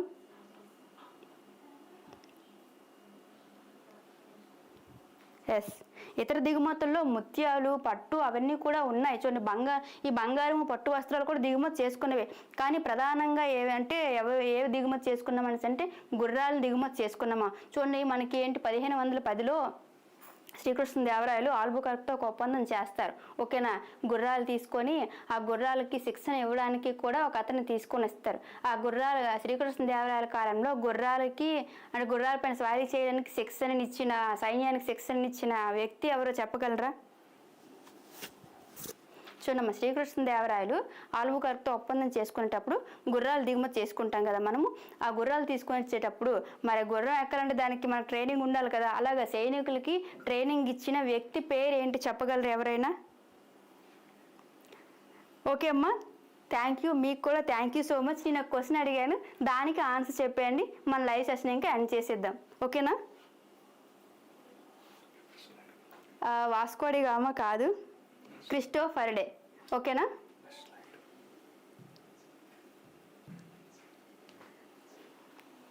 ఓకేమ్మా. ఎస్, క్రిస్టోఫర్ డే అనే అతను వచ్చి గుర్రాలపైన సైనికులకి శిక్షణ అనేది ఇవ్వడం జరుగుతుంది.